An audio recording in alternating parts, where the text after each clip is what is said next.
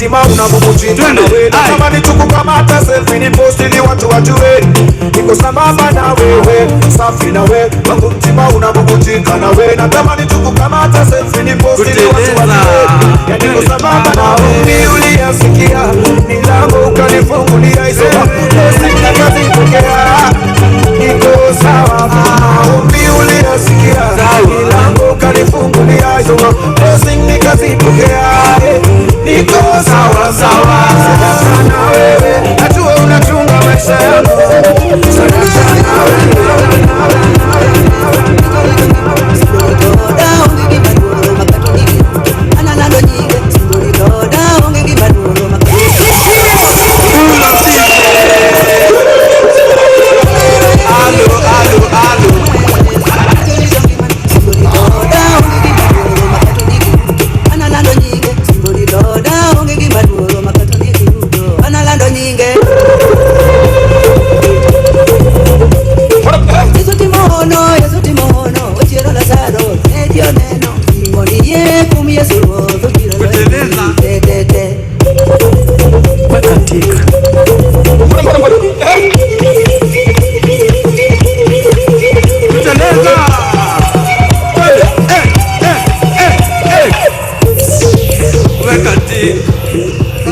Makofi, makofi, makofi. Hold your butts up. Next tuko na Premier School Dancers.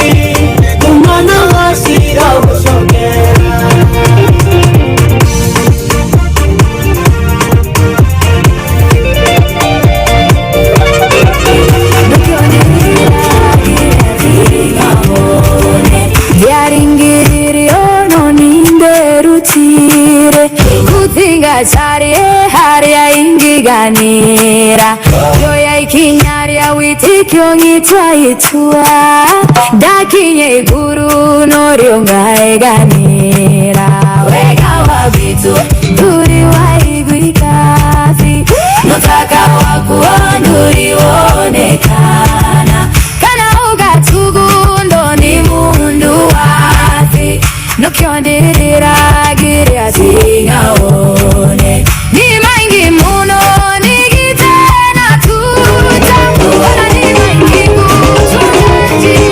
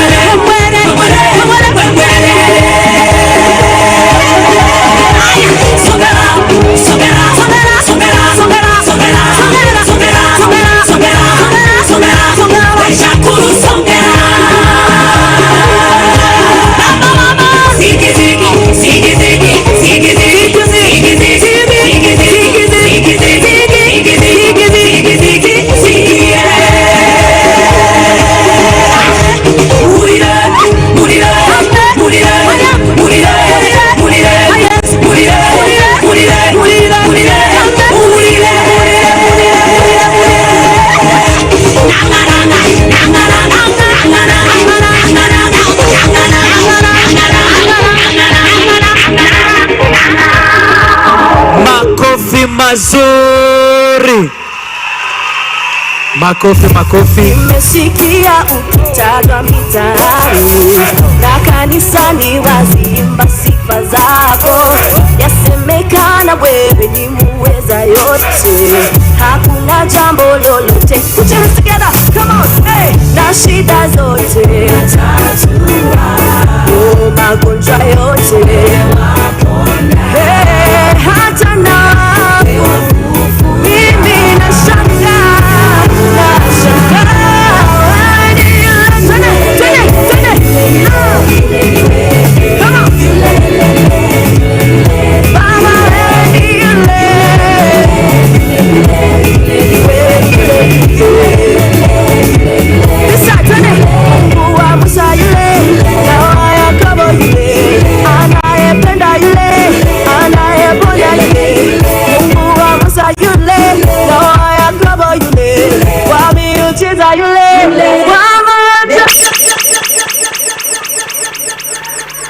Wanaga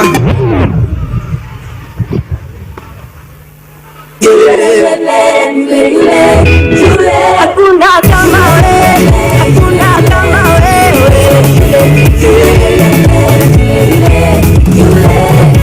Danieli asema ulifunga midomo ya simba, wana Israeli kala mkate toka mbinguni. Sara naye Sara, oh, hakuna jambo Wanaga DJ Glorious. Hey, let me hear you scream! So the sounds of turn it up. Let's go! This the breaking for my sake. Oh, this the movie for my sake. Hey, lots of falling for my sake. Everything is working for my sake. Come on, this the breaking for my sake.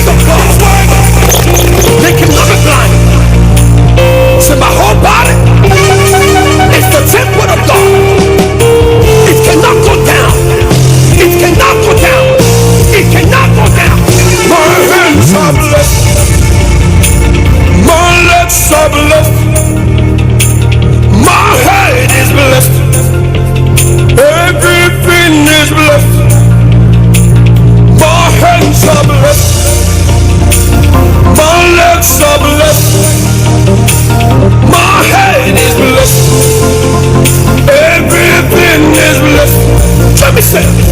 My hands are blessed. My legs are blessed. My head is blessed. Everything is blessed. My hands are blessed. My legs are blessed. My head is blessed. Everything is blessed.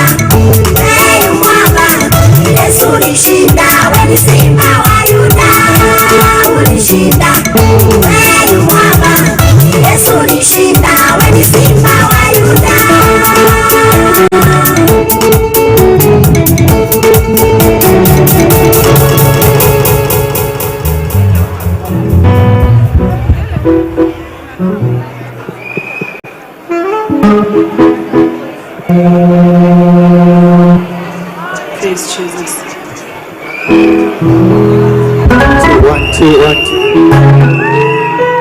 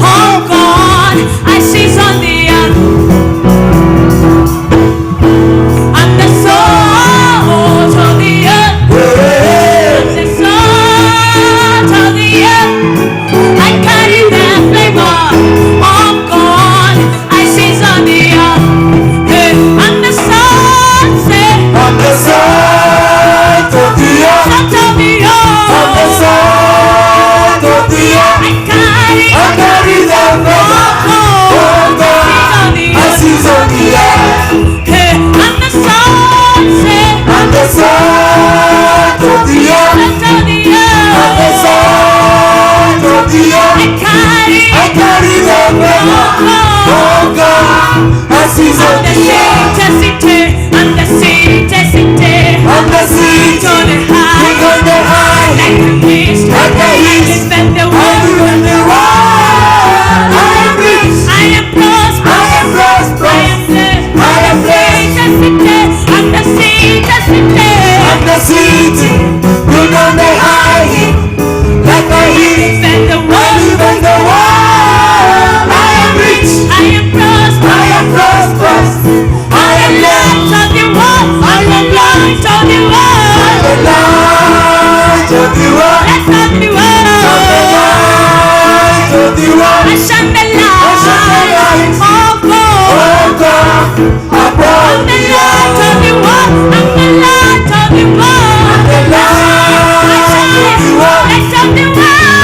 light of the world. I shine I shine the light of God. above The the earth, city, and the city, and the city, we on the high, like the east, like the east, I live in the world. I am rich, I am prosperous. I am prosperous, I am blessed. 1, 2, 3, come on. Ay, ay, ay. Jesus.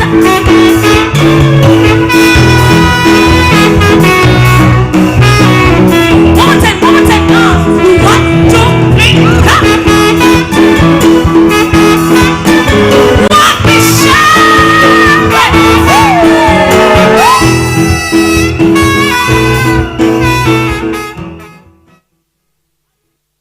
I live to dominate.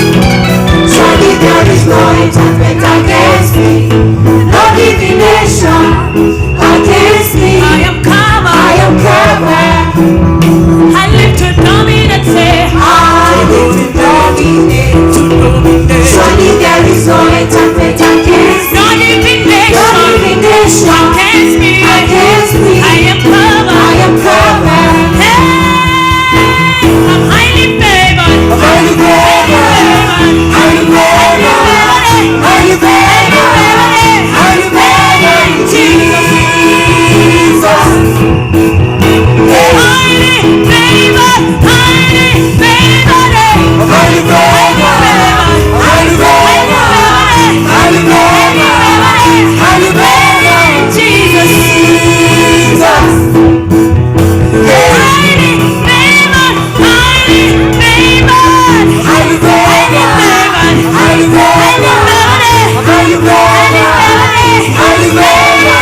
Highly favored. Highly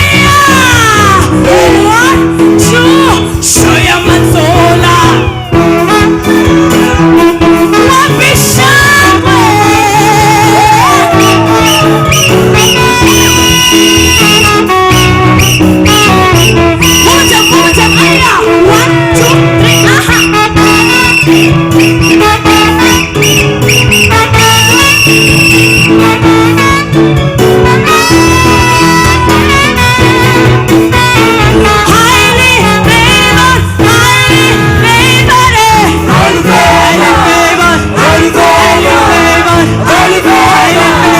Highly favored. Jesus.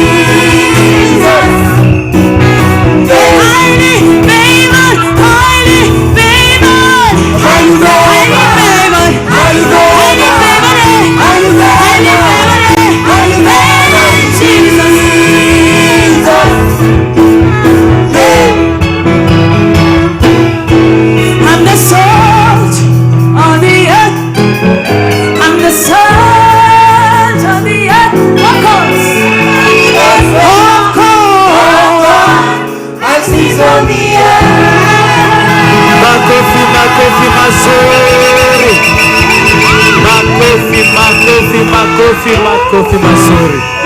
Next.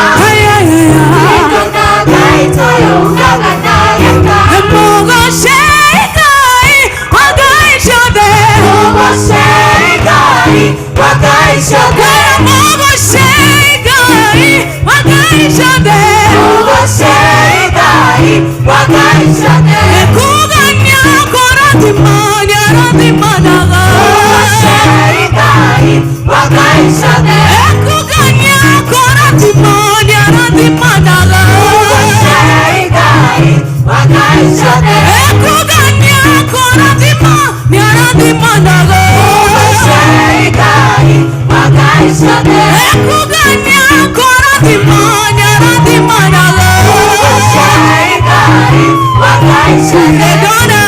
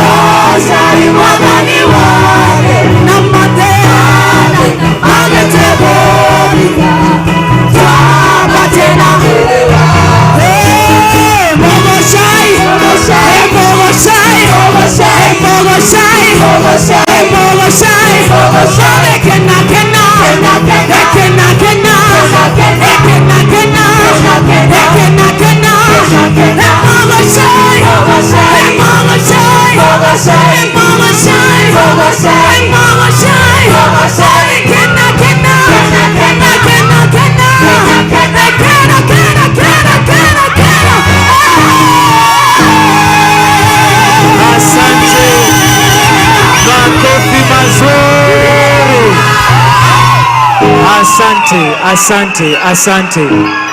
Asa wakati umefika tukaweza kualika mgeni wetu wa siku ya leo akaweza kupata nafasi aweze kuingia. Tumkaribishe na makofi mazuri.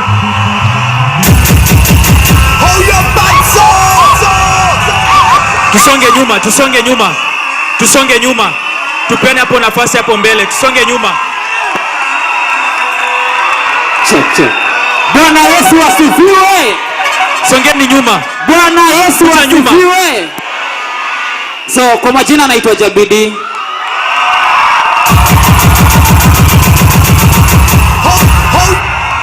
Na kwanza tu nishukuru Bishop, asante sana kwa kupatia young generation chance. Unajua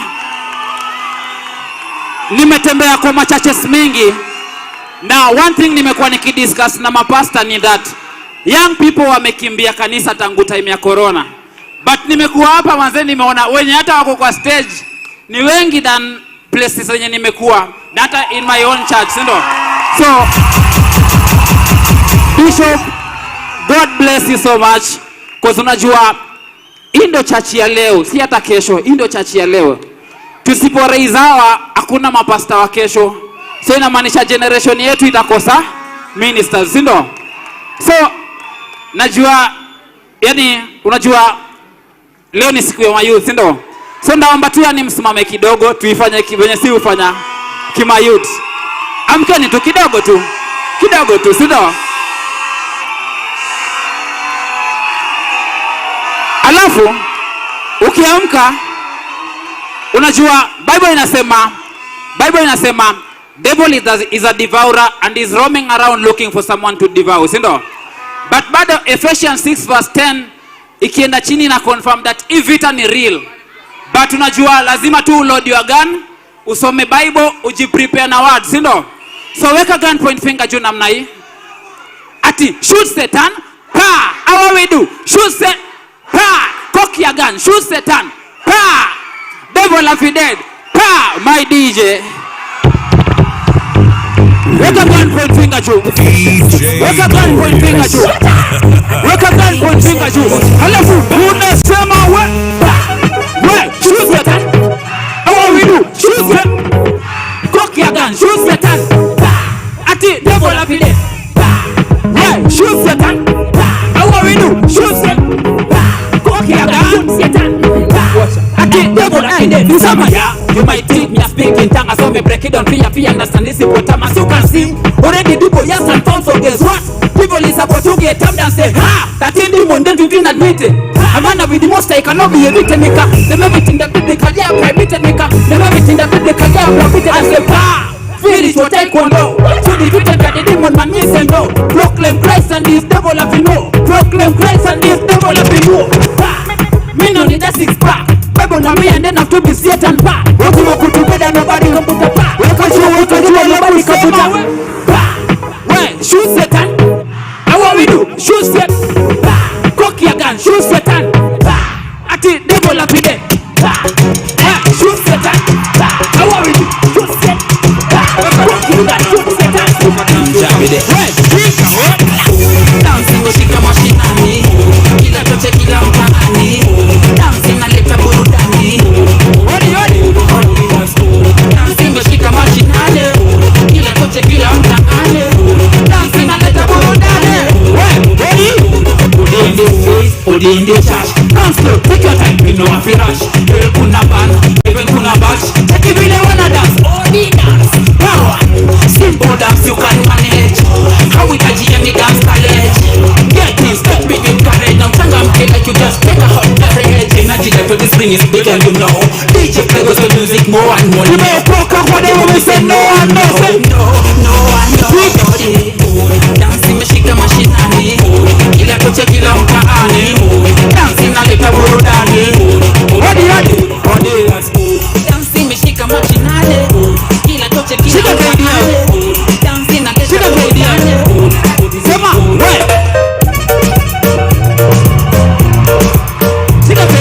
DJ Glorious. We, kula neno. Kula neno, kula neno. Kula neno, kula neno. Kula neno. Kula neno, kula neno. Ati what? Sema Kula neno, kula neno. Kula neno, kula neno. Kula neno. Kula neno, kula neno. Ati what?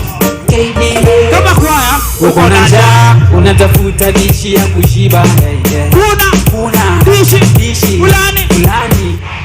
Weka dance, mina kwa ngumu. We, kwa Mungu na kwa ngumu. Ati ananifanya nadumu. Ati nini? Sema tena mina kwa ngumu. We, kwa Mungu na kwa ngumu. Ati ananifanya nadumu. Ati nini? Siwezi toka home bila breakfast. Me say FM, me tell you food fast. Food that are satisfied, food that are content. Domina ham, by the night. Like this anytime, any day, at a Monday. Like this day, this single G back a Sunday. But say a teacher, now back in Monday. Like this you want to navigate a center. Hey, at the Joshua 1:8. Power the actor, domina any day. Ina edu, should I get here? Sema, we, kula neno. Kula neno, kula neno. Kula neno, kula neno. Kula neno. Kula neno, kula neno. KDL. Kula neno, kula neno. Kula neno, neno kula neno kula neno kanyagala mi tafu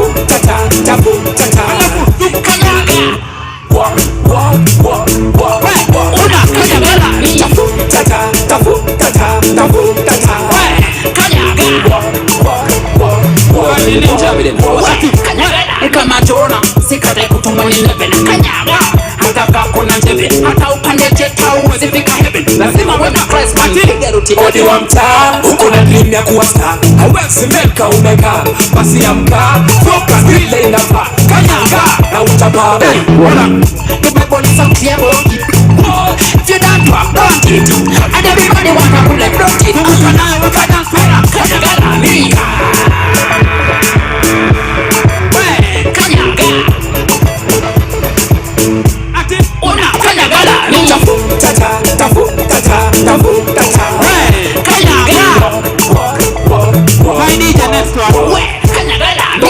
Umengangana sana I say kibili batido na connection yese system umetamani sana kusle batina bimba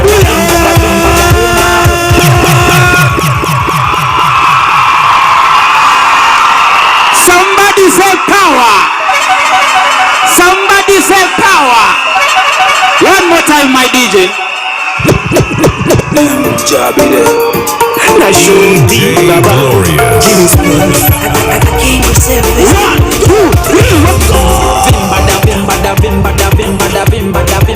weka energy synergy halafu uza mikono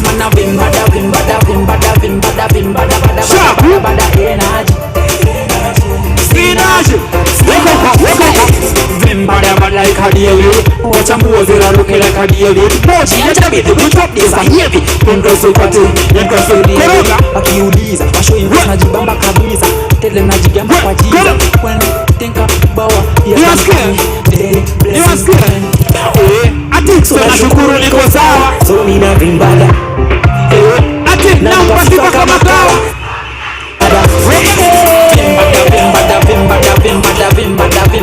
weka energy synergy halafu uza mikono kama na kitu nazungusha weka tu DJ Glorious.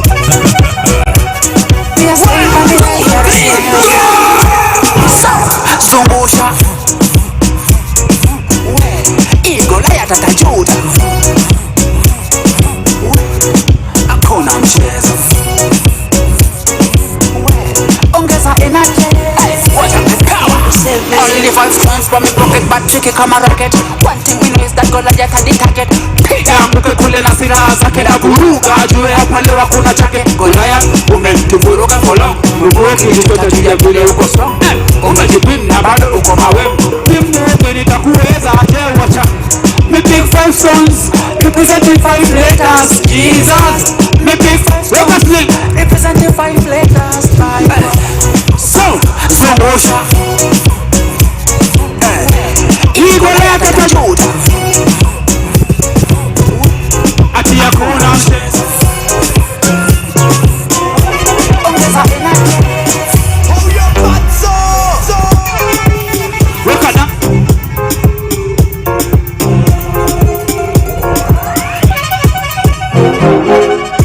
amekapasa from China nikacha kini mtu wa jina ishengwe kode mji mkuu wale wase wa kumfu the pastor's name Iron Wa Liku brother tudo ni next door neighbor tudo yem so kama ni vita ni makoi but him say brother they could mix without Jesus confuse wa ngoja what they translate without Jesus they dead man walking hawa wana kwenda huyu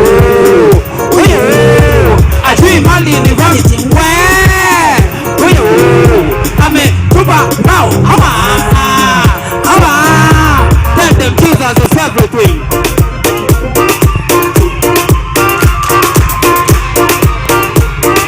DJ Glorious.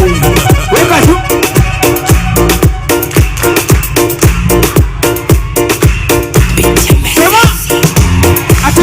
ingi makofi sema ati rasha kije masa makofi sema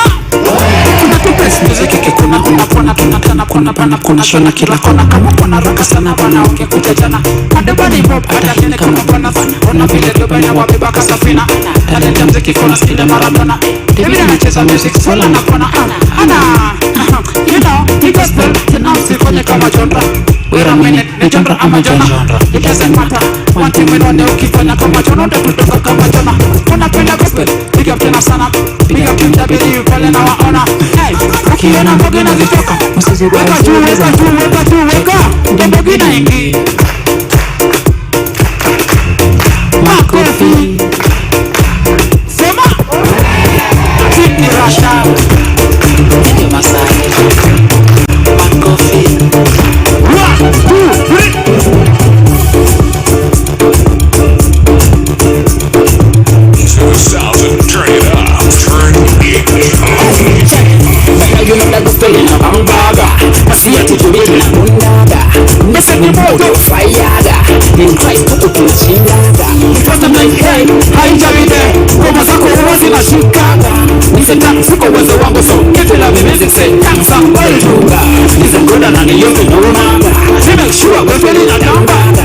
Gospel, feel mtu weka mikono mbili juu. Kwa demo ina penyaga. 1 2 3 bambaga.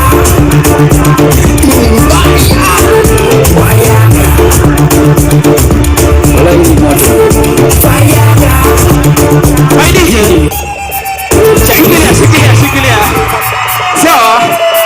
So, shikilia kwanza DJ. So, ni hivi. Wacha tutembe kwa makaunti sasa, si ndo? So tunaanza na my county. Nyanza county sawa? Alafu tunakuja Central, si ndo? Alafu tunamalizia na Western, sawa? So, tuko hapa ku represent county. So, na hizo ngoma tatu ndo tunamalizia nazo. So, kwa unaweza simama tusaidiane, si ndo? My DJ, tuanze na Nyanza.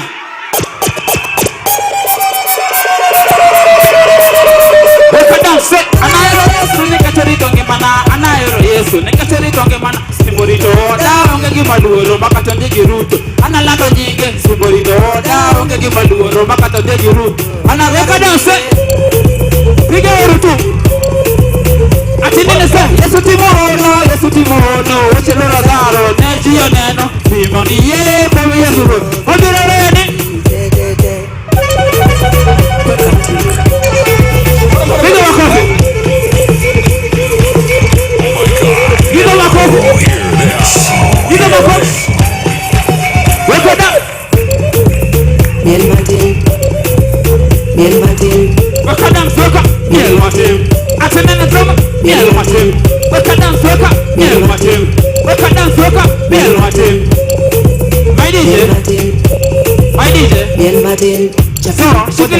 Shikilia.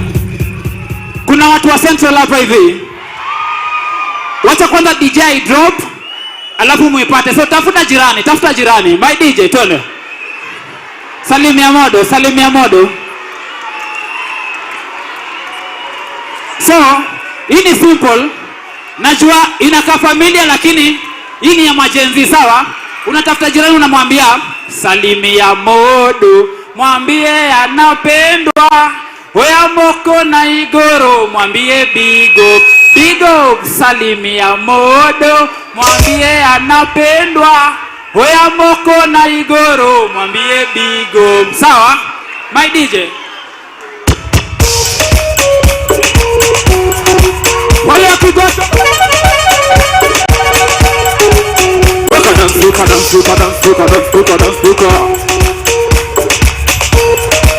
Tamuta jirani, 1 2 3 twende. Salimia modo, mwambie anapendwa. Oya moko na igoro, mwambie bigo. Tena salimia modo, mwambie anapendwa. Oya moko na igoro. Weka hapa. Ndani ya bosho, tumekuja na usafi tumeoshwa. Tunaimba kigosho, ifikie mavijana na madosho. One more time, waka tena. kuna vile mtu tutakiomoka na hiyo vile mtu pata pia kiokoka. Uko na confidence kama mtu wakomboka unacheka. Alafu ruka jump up kama sai unabani na magoti isigoke majirani hadharani. Tuna bounce na design nabige box na peperuka kidesign. wakidomo Tuna go weka suka ndani yake siko solo mimi ndani yake. tafuta jirani twende salimia modo mwambie anapendwa ya moko na igoro tena salimia modo mwambie anapendwa ya moko. My DJ shikilia so kuna watu wa Western ndani ya nyumba na msishangae sana, hivi ndo majenzi si happen in Christ, sawa? Alafu big up sana manze, rafiki yangu sana manze Miona hapa anatupatia support sana, na yeye ndo alinifikia leo kufika hapa kushiriki na nyinyi, na I'm blessed yani kukuwa hapa leo. For the first time nimeingia church nikajiuliza why am I not part of this? Juu nimeona anytime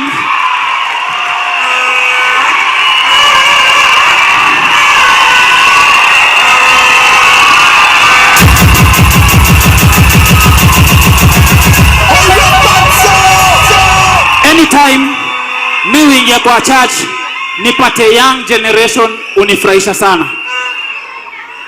Nimezaliwa Kibera na nimegrowia Kibera, na kuna siku tu nilisema hebu acha nijaribu huyu Yesu nione nini anaweza fanya, na nikampea life yangu casually tu ile ya hebu acha nimpe tu nijaribu, unajua. Na leo hii nilimpea hiyo jina akanipea jina, si ndio?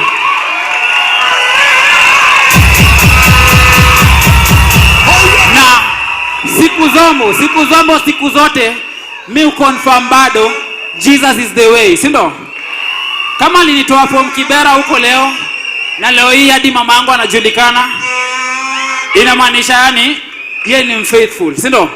Na hautaipea Yesu maisha yako na uende hasara. Hiyo naweza guarantee, hiyo naweza kwambia take it to the bank, sawa? So hii wimbo ya mwisho tayarisha mabega na makofi, sawa? Mabega iko ready? Hii tunaingia Western kwa Waluya. Energy ugali uko sawa? Alafu God akini bless na hii song alinipea beat noma sana ya Skuti, but akanipea story yenye mimi sipendi. Akanipea story fulani ya Good Samaritan. Na hii story ya Good Samaritan, the reason why sikuwa naipenda ni juu priest ndo alipita huu mtu hapa, si ndio? Alafu kuna pia mshirika alikuwa anaenda kanisa akawacha huyu mtu hapa. Alafu wakaachia tu sijui ni mlevi ama ni mtu tu mwenye Sunday yako busy anaenda shughuli zake, yeye ndo akasaidia huyu mtu, unajua. But pia wale walikuwa wana claim wanaenda biashara ya Mungu. But na unajua hii story ni very interesting cause kuna mtu aliuliza Yesu, ndafanya nini ndo niende heaven? Nani hataki kwenda heaven hapa? But imagine Yesu aliulizwa ndafanya nini ndo niende heaven, alafu akapatia na hiyo story ya Good Samaritan na akawacha hapo mjifikiririe. So leo hii sisi ni Wakristo nje ya kanisa than venye sisi ni ndani ya kanisa, sawa? Hapa ndani ya kanisa hapa tunaweza nini, lakini huko nje ndio ina confirm kama wewe ni Mkristo ama tu wewe pia ni joyrider, si ndio? So hii wimbo tukidance nimeimba na Sheng. So kama uelewi nini nasema, unajua tu ni aje naongelea story ya Good Samaritan. Mko ready? My DJ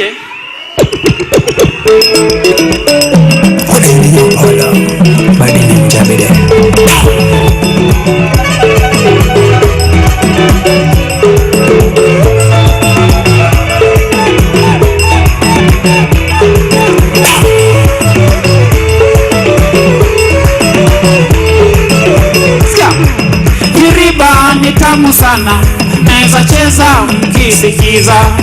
Iriba ni tamu sana, sijui tucheze ama tusikize. Makofi. Ati baukwa sani DJ shikilia. Goja, nimesikia mtu akiforce Mluya na mchele. hawezi kusimulia na mchele, sawa? So huko tunasemanga ovusuma, sawa?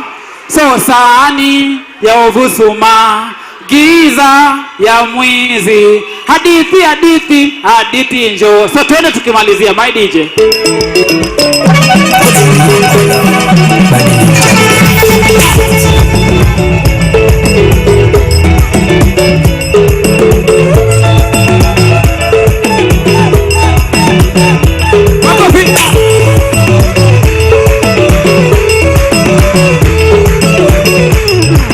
Iriba ni tamu sana, unaweza cheza ukisikiza. Iriba ni tamu sana, sijui tucheze au matusikize. Makofi.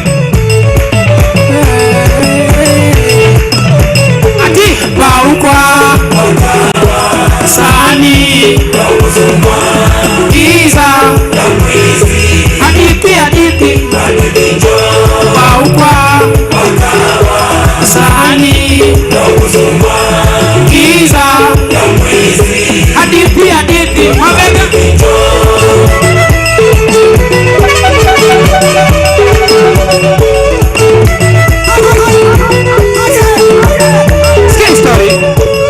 Chama moja lipata maboys baroda satoya kwa mkiasa nde. Maboys walimpitika sana na pia wakamtoka tenje. Walimwacha pale hali maututi, hajui afanyeje. Alisanywa liluku, alipigwa na njeve. Ngware mbaya ukapita pasta Manogo. Sasa ni Manogo alimsaidia. Wapicho wapili alipita mshirika, huyu ameshika dini. Weka yes what ati baukwa sahani giza hadithi baukwa sahani ya nani mabega.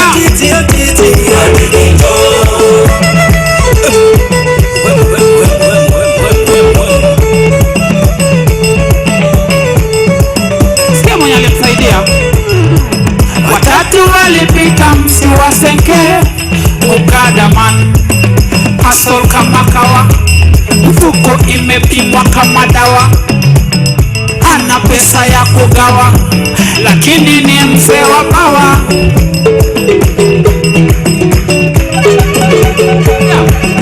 Yendio Msamaria mwema aliyemsaidia, yule Msamaria mwema aliyemsaidia yule.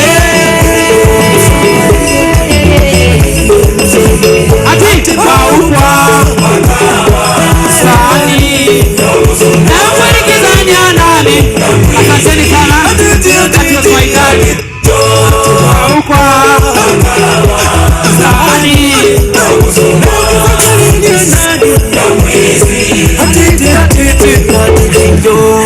makofi mazuri, makofi mazuri.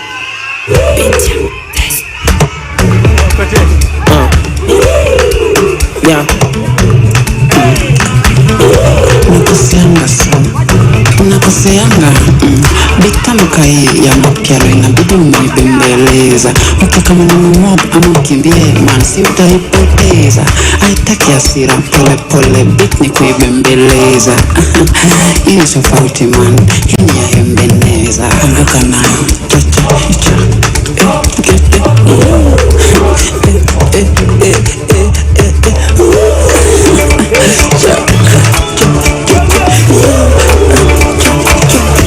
Shotman, ngoma imeanza na uko kwa kiti, mnakoseanga sana. Unalipa charge akikubariki, mnapoteanga sana.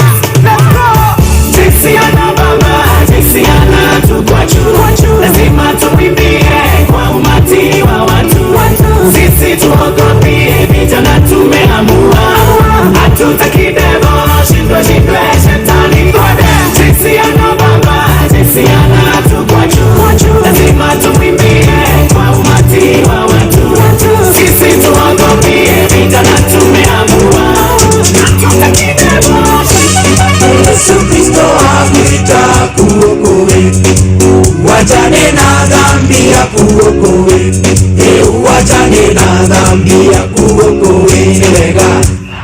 Twende DJ Glorious. Baba na mama Bwana Yesu awaita, waokoe muachane na shetani, hata nyinyi vijana mtaokoka, waokoe muachane na shetani ni wega.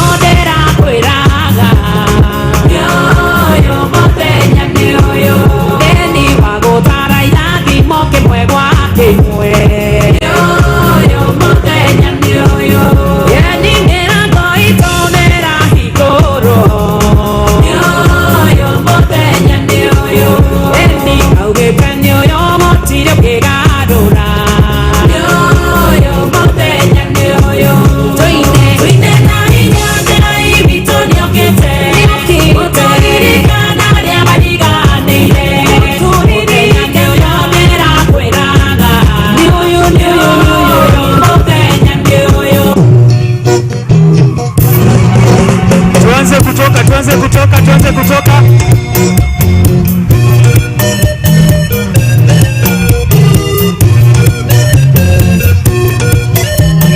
DJ Glorious. DJ, how the DJs wanna be.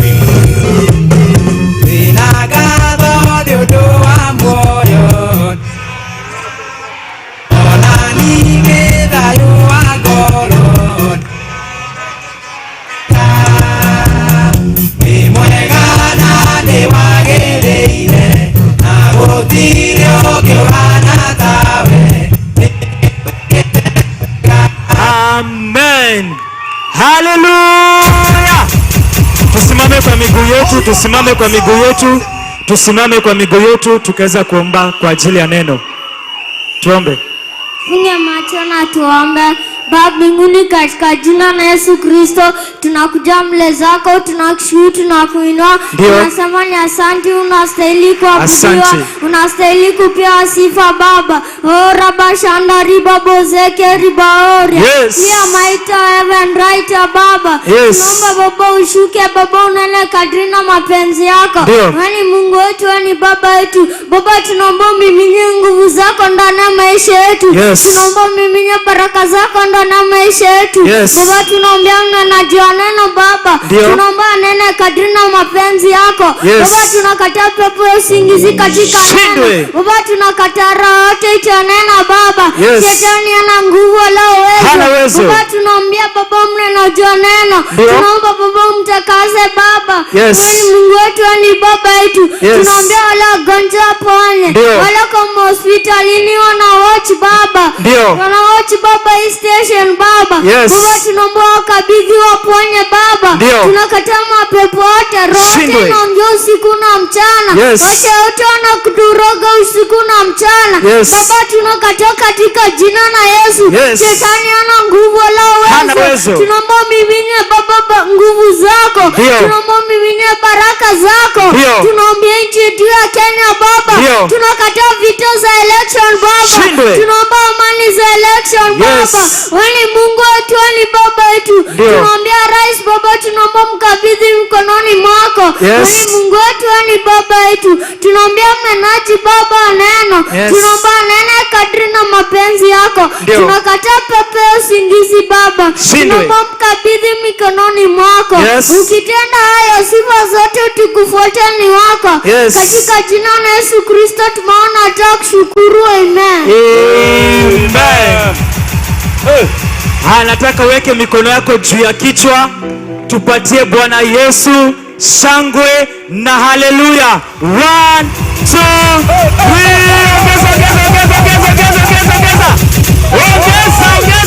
ongeza. Haleluya. Amen. Tukienda kuacha, nasema Bwana uzima awabariki na awatende mema. Tukienda kusikiza neno la Bwana, wacha ukaweza kusikiza, ubarikiwe na uinuliwe. Amen. Bwana Yesu asifiwe. Haleluya. Haleluya. Katika matukio kama haya huwa natabasamu kuona, huwa natamani kuona tabasamu ya Mungu wangu, kwa maana najua anatabasamu. Hebu kwa kuamini ya kwamba mbinguni wanatutazama, tupigie Bwana Yesu makofi.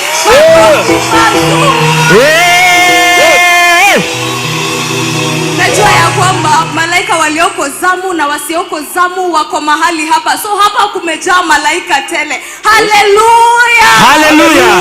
Haleluya. Haleluya. Kwa majina naitwa Ann Karanja, nimeokoka na mpenda Yesu. Nashukuru Mungu kwa hii nafasi. Nashukuru Mungu kwa wazazi wangu wa kiroho walinipatia hii nafasi. Asanti Daddy, Apostle Sha, watumishi wote. Ni asanti sana, nimefurahia.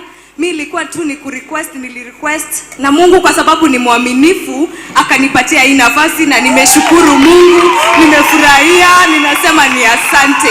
Uliza mwenzako, hadi lini utaacha kulia? Hadi lini utalia? Hadi lini? Uliza mwenzako, utalia hadi lini? Utalia hadi lini? Okorera ginyare, utalia hadi lini? Usilie tena, kwa maana Mungu anakuja kukutengenezea njia. Pasipo na njia panatengeneza njia. Haleluya. Amen. Nataka tuingie katika neno ya siku ya leo, na ujumbe wangu wa siku ya leo ni Mungu atakutengenezea njia. Haleluya. Haleluya. Haleluya. Muongeze sauti, muongeze sauti. Naomba nisomewe. Sauti iko chini.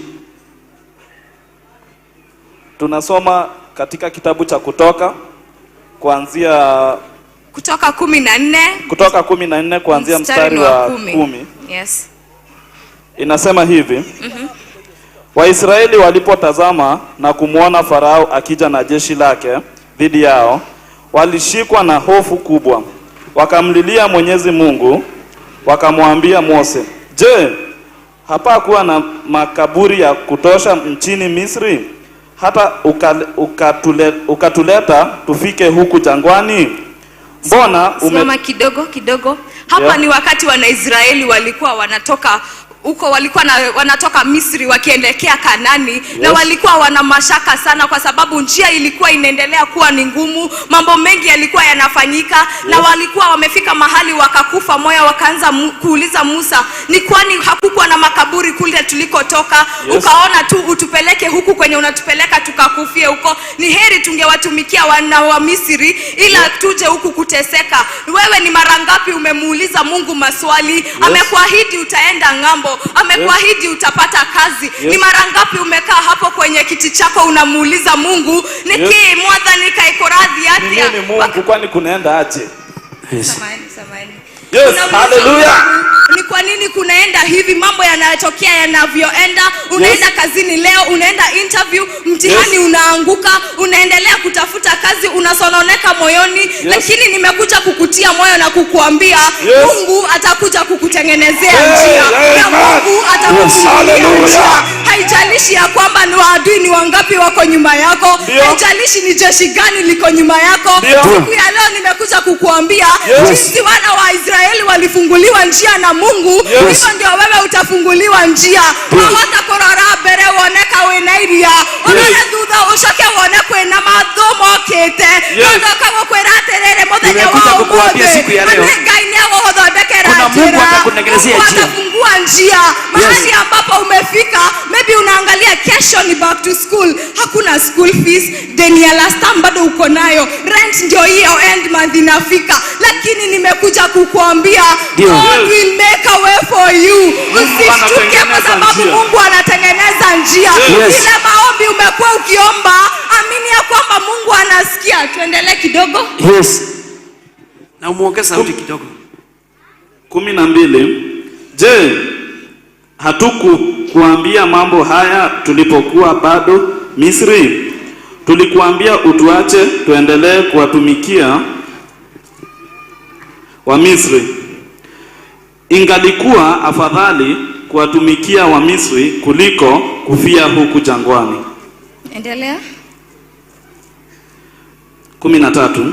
Mose akawaambia Waisraeli, msiogope, kaeni imara, leo mtaona jinsi Mwenyezi Mungu atakavyowaokoa. Ambia mwenzako usiogope. Usiogope. Maana Mungu anakuja kukufungulia njia. Mungu atakutengenezea njia. Yes. Mungu anajua yale mashida unapitia. Mungu anajua ile kudharauliwa, umedharauliwa na watu wa kwenu. Mungu anajua hawakupendi. Mungu anajua vile wanapanganga mikutano kama hawakuinvolve. Lakini nimekuja kukuambia siku ya leo, wanaokudharau siku moja watakuheshimu, watakusalute, watakupigia saluti, kwa maana Mungu ni mwaminifu. Nataka unisomee 14, hapo ndio tunaelekea. Ambia mwenzako tunaelekea hapo. Tunaendelea hapo. Nisomee 14 tafadhali.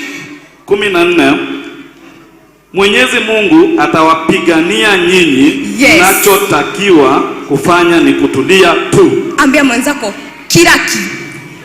Usisaidie Mungu kupigana vita. Usisaidie Mungu kupigana vita.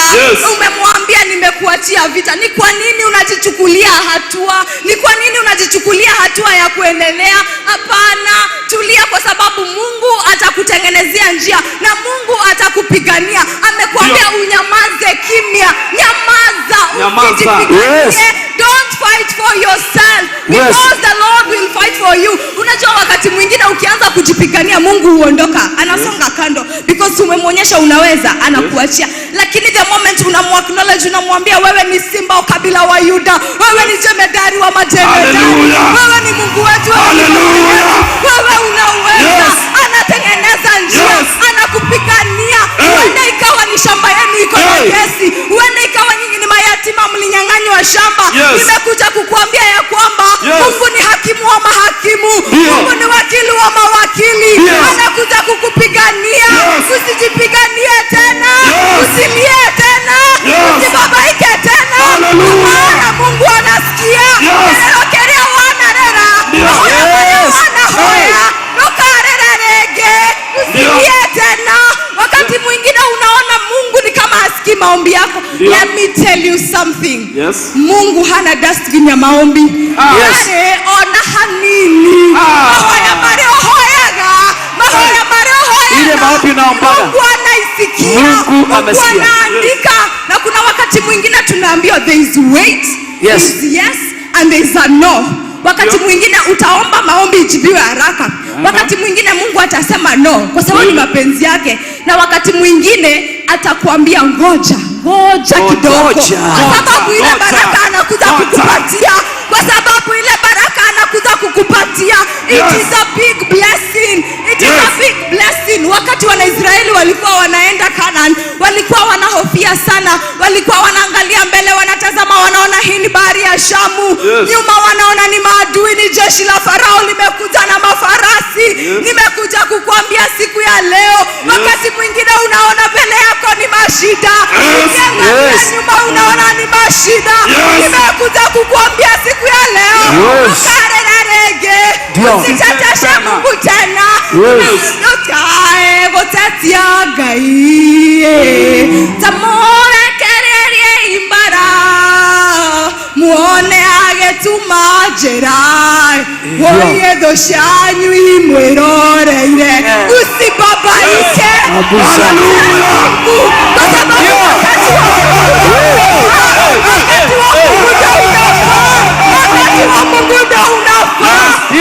Israeli walikuwa wanaangalia mbele, wanaona ni bahari ya Shamu, wakiuliza Musa, naomba tuendelee. Wakiangalia nyuma hawezi rudi nyuma, kwa maana jeshi la Farao limekuja mbio. Nimekuja kukuambia siku ya leo, hata wewe usilie tena. Si Mungu alifungulia Wanaisraeli njia, hivyo ndivyo atafungua.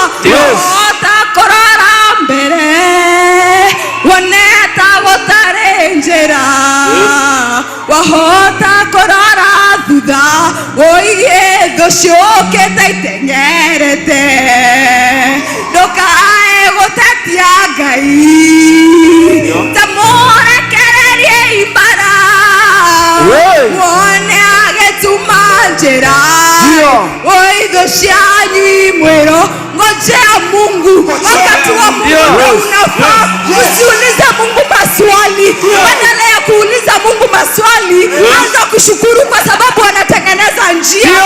Anza kwa kumwambia ni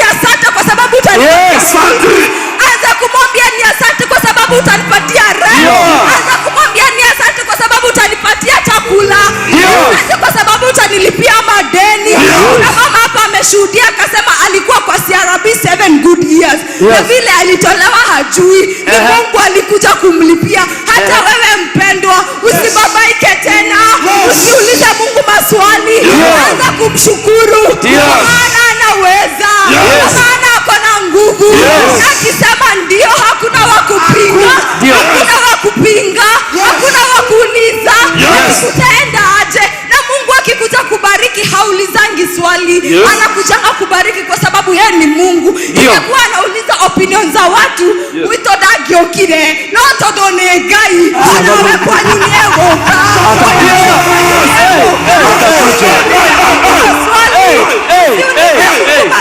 Eburu hapo tena. Kwa sababu ni Mungu. Kwa sababu kwenye angekuja. Kwa sababu ni Mungu. Akiuliza, Mungu angekuwa anauliza opinion za watu, hangekuja kwetu. Lakini kwa sababu ni Mungu, hata kwenu atakuja. Usiulize maswali tena. Usae watatia gairege. Utakumushokeria gaigadho. Ukamwambia asante kwa sababu ninajua utanitendea. Thank you my Lord because I know you're faithful. Na ninajua hukunileta hapa ukaniacha. Hukuniacha hapa ukafanya nichekwe. Siku ya leo nimekuja kukuambia Mungu wako anakutengenezea njia. Anatengeneza njia. Tuendelee mstari wa 18.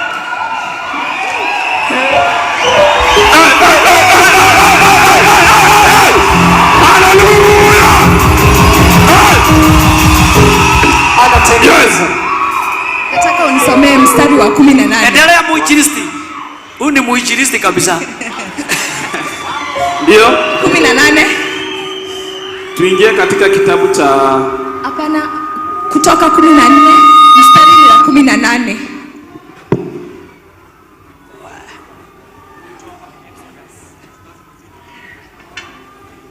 Acha nisome.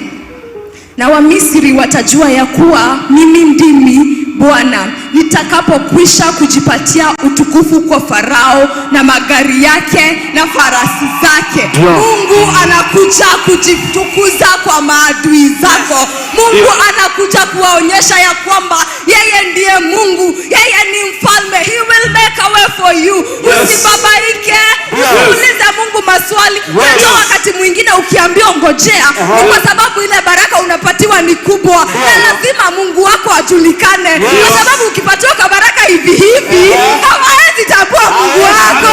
Lakini kwa sababu Mungu amekuambia ungojee, he is going to make a way. He is going to make your blessing bigger and bigger. Lazima watatambua Mungu wako. Wakati mwingine ukipewa kabaraka kadogo hivi hivi, how will people know you are God? How? Watajuaje Mungu wako? Watajuaje Mungu wako ukipewa kabaraka kadogo? Watajuaje? Lakini kwa sababu ni Mungu, ni lazima akutayarishie. Lazima. Pole pole, step by step, brick by brick. Ni lazima Mungu akutengenezee. Ni lazima Mungu akupatie baraka kubwa. Kwa maana ni Mungu. Kwa maana anastahili. Tuendelee, unisomee kitabu cha Zaburi 20 mstari ni wa 3 na 4.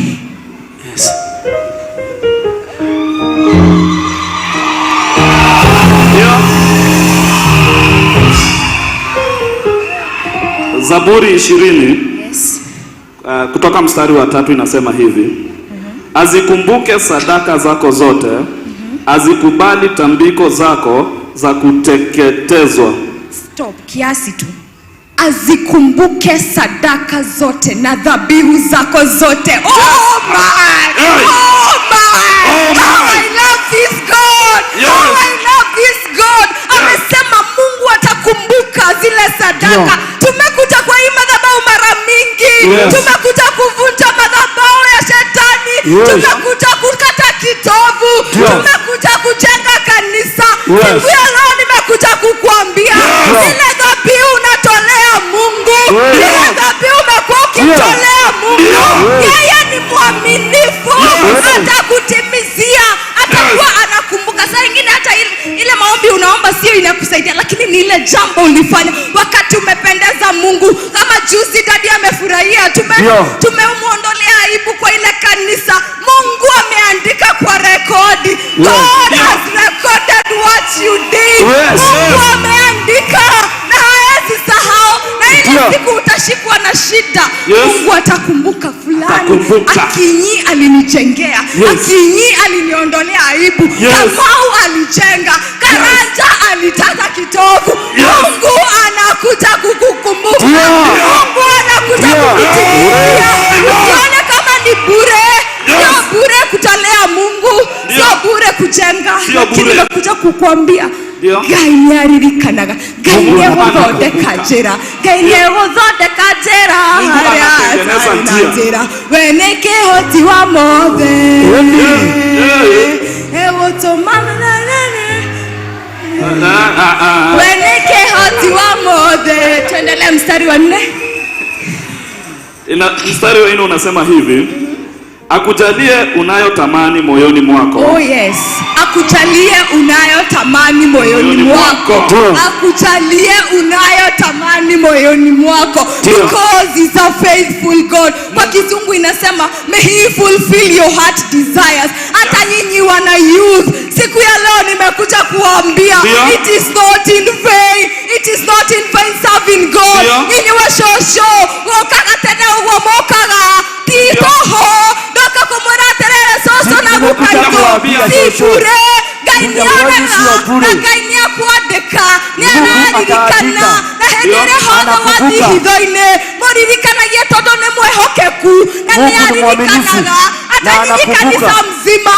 Msisahau kumbusha Mungu wewe ni mwaminifu. Mungu nimekuchangia kanisa, Mungu nilikata kitovu na hizo dhabihu zote amesema anazikumbuka. Wakati wana Israeli walikuwa wanakimbishwa na mafarasi, walikuwa wanaona enyewe hizi farasi, but hata ukiangalia mafarasi iko na mbio. Ilifika mahali Mungu akang'oa magurudumu. That is what God is coming to do to your enemies. Ndio Mungu anakuja kufanyia maadui zako, atakuja kuang'oa magurudumu. Ikawa ni kama unaona wamekuwa wengi sana, wamekuwa wengi, wameanguka upande huu pia wameanguka, lakini nimekuja kukuambia siku ya leo Gai wako ni aroka, Gai wako ni aroka, anakuja kukuondolea aibu. Wakati wana Israeli walikuwa wanakimbishwa, miguu ikaondolewa. Wana Israeli wa Misri wakaanza kukaa kama watabishana na nguvu za Mungu. Ambia mwenzako Mungu ni mwenye nguvu. Mungu ni mwenye nguvu na nguvu zake hazilinganishwi. Wana Misri walijaribu walipoona wana Israeli wamepenya katika bahari ya Shamu, walijaribu kuwafuata. Naye Mungu kwa sababu ni Mungu, anakuheshimisha mbele ya maadui zako, anakuondolea aibu. Alifanya wakazama wote, wakabebwa wote, hawakuonekana tena. Hivyo ndivyo Mungu anakuja kukufanyia siku ya leo. Hivyo ndivyo Mungu anakuja kukufanyia siku ya leo. Atakutengenezea njia, atakuondolea aibu. Kesho ni Monday, ni back to school. God will provide. Ata rent Mungu ataprovide. Hata chakula yenye hauna Mungu atakupatia, kwa sababu ni Mungu mwenye haki, ni Mungu mwenye uwezo. Katika kitabu cha Wakorintho wa kwanza 2 mstari wa 9 inasema what no man has seen, what no ear has heard, is what the Lord has prepared for those that love him. Hiyo Mungu amekuja kukutendea kile ambacho ukiambiwa na bishop. Wakati mwingine unakuja huduma unaambiwa utaenda ngambo, ukiangalia line yenu yone hakuna mwenye ashaienda ngambo. Ukiangalia watu wenu wote hakuna mwenye ashaipanda ndege, lakini Mungu atafanya ukwe wa kwanza. Mungu atafanya ukwe wa kwanza. Mungu atafanya ushuhuda. Hakuna mwenye ashaiandikwa kazi ya 100,000 plus. You will be the first one, kwa sababu Mungu ni mwaminifu. Hakuna mwenye ashaifika university kwenu, mtoto wako atafika, kwa sababu ni Mungu. Huenda ikawa hata Mungu alikuahidi utaenda university. September ndio hii, kwa unaangalia mfuko kidogo, hapana. Lakini nimekuambia Mungu anakuja kukutengenezea njia. God will make a way. He will create a way for you, kwa sababu ni Mungu. na haezi acha uaibike. The same God mwenye aliprovide mtoto wako akiwa primary, akaenda high school, hata university ataingia, hata graduate, hata hiyo ndege unatamani kuingia, utaingia, kwa maana ni Mungu mwaminifu. He will prepare a table before your enemies. Atakuheshimisha mbele ya maadui zako. Jinsi alivyoheshimisha Mordekai, huyo Mungu hivyo ndio anakuja kukuheshimisha siku ya leo. Haijalishi Hama ni wangapi, haijalishi Mahama ni wangapi wako nyuma yako, lakini nimekuja kukuambia siku ya leo, Mungu wako anakutengenezea njia. Mungu wako anakutengenezea njia. Usiaibike, usilie tena. Na mwisho nikikuja kuacha, nataka kukuambia usiulize Mungu maswali. Ndokae gotetia gairege. Ndokae gotetia gairege. Usiulize Mungu tena maswali. Anza kumshukuru. Mwambie ni asante kwa sababu ninajua huwezi nileta hapa ukaniacha. Unajua Mungu ni mwaminifu. Haizi kuachanisha. Mungu atakutengenezea njia. Mbarikiwe sana, asanteni.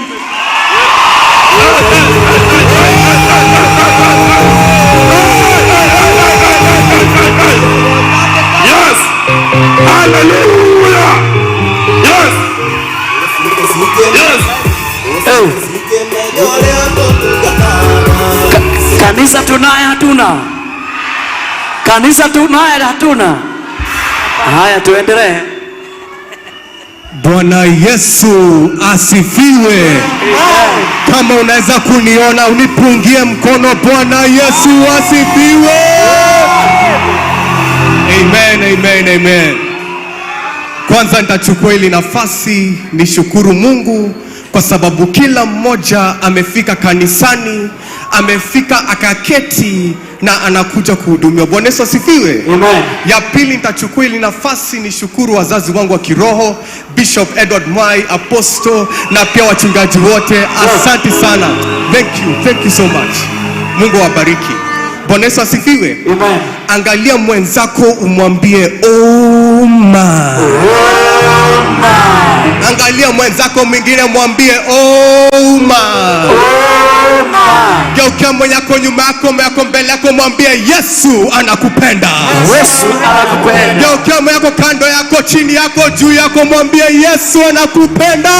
Yesu anakupenda. Tupigie Yesu makofi mazuri. Oh my. Bwana Yesu asifiwe. Amen.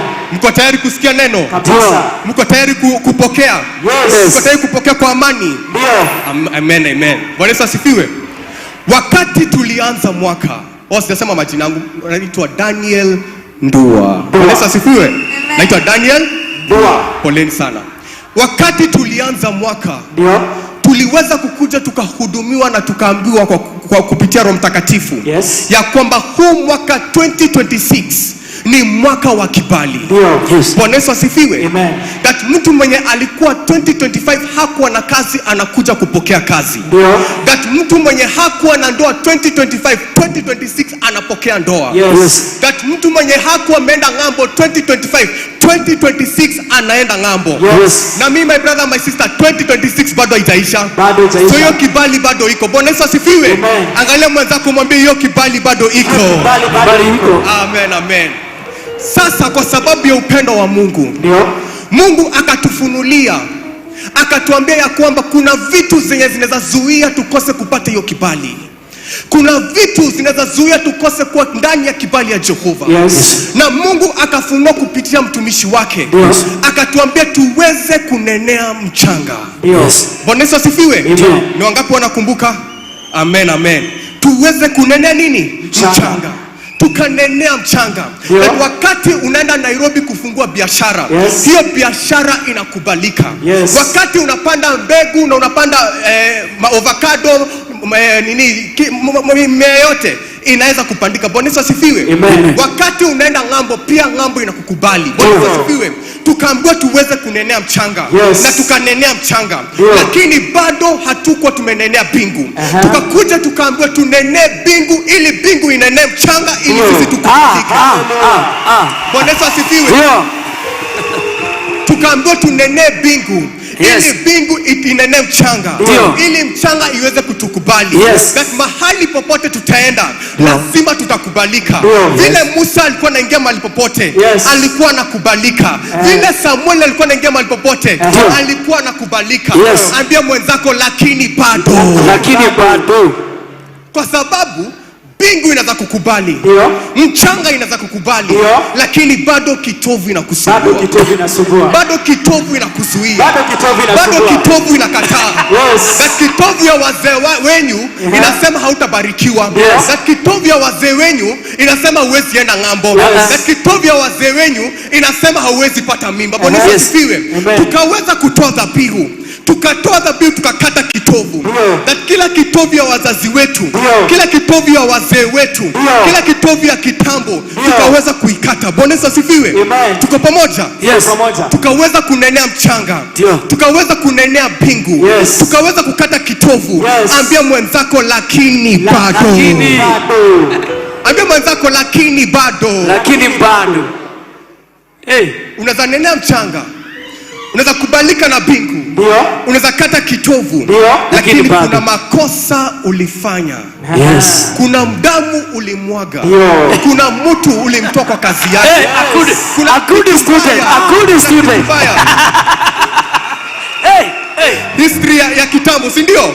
Unaandika mahali. Kuna kitu mbaya unaweza kuwa ulikuwa umefanya. Ndio inazuia hiyo kibali sikushukia. Lakini tukakuja na apostle akakuja hapa kwa madhabahu. Akatuombea msamaha. Tukasamehewa. Sasa tumetakaswa. Sasa tuko pamoja na Yesu. Sasa tunatembea na Yesu. Asifiwe. Mko tayari? Mko tayari? Mko tayari? Mwaka ukaanza. Tukaambiwa ni mwaka wa kibali. Tukaweza kunenea mchanga. Mchanga ikatukubali. Tukaweza kunenea bingu. Bingu ikatukubali. Tukaweza kukata kitovu. Tukaunganishwa na Jehova. Tukaweza kuomba msamaha. Tukaweza kutakaswa. Siku ya leo nimekuja kukuambia wakati wa Jehova umefika. Wakati wa Jehova umefika. Wakati wa Jehova umefika. Palakada basota. Ambia mwenzako wakati wa Jehova umefika. Wakati wa Jehova umefika. Kwa mwenzako wakati wa Jehova umefika. Wakati wa Jehova umefika. Tuketi chini. Bwana asifiwe. Sai hakuna kitovu inakuzuia. Sai hakuna bingu inakuzuia. Kwa sababu ni wakati wa Jehova. Hakuna mchanga inakuzuia. Kwa sababu ni wakati wa Jehova. And this time nimekuja kukuambia lazima utabarikiwa. Lazima utainuliwa. Lazima utapata mtoto. Lazima utaoa. Lazima utaenda ng'ambo. Kwa sababu ni wakati wa Jehova. Wakati wa maadui umeisha. Sasa ni wakati wa Jehova. Wakati wa maneno umeisha. Sasa ni wakati wa Jehova. Somebody sema balakaba. Rakaba sataba. Biblia inaongelea msichana aliyeitwa Hana. Biblia inasema that Hana aliteseka. Mwaka baada ya mwaka. Aliteseka na kilio. Kwa sababu Penina alikuwa anaishi kumdunga. Penina alikuwa anaishi kumdharau. Kwa sababu bado hakuwa amezalia baraka yake. Maybe hakuwa kwa mpango. Maybe hakuwa amepangiwa. Wacha tusomee neno. My sister nisomee neno hapo. Kwa kitabu cha Samueli wa kwanza mstari wa 10. Samueli wa kwanza mstari wa 20. Nasema hivyo Hana akapata mimba. Akajifungua mtoto wa kiume. Hana akamuita mtoto huyo Samueli. Kwani alisema nimemwomba kwa Mwenyezi Mungu. That wakati wa Mungu ulimefika kwa Hana. Biblia inasema walikuwa wanaishi wakienda kwa Shilo. Wakiwa yeye, Hana, Elikana na Penina. Waliishi kwenda kwa Shilo kutoa dhabihu yao mbele za Mungu. Kuomba Mungu aweze kuwasaidia. Na Biblia inasema kwa sababu ya neema. Elikana alipenda Hana kuliko Penina. Biblia inasema that Mungu alikuwa anamtolea Elikana alikuwa anamtolea dhabihu mara mbili. Kwa sababu neema ilikuwa imemshikilia. Ukiangalia hata kwa hiyo story, utaangalia kwa kweli ule alikuwa anafaa kupendeka ni Penina. Kwa sababu Penina alikuwa na uwezo wa kuzaa. Lakini kwa sababu ya neema ya Jehova akaweza kushikiliwa mpaka siku ya Mungu ikafika. Maybe kwa maisha yako ni neema imekuwa ikukushikilia.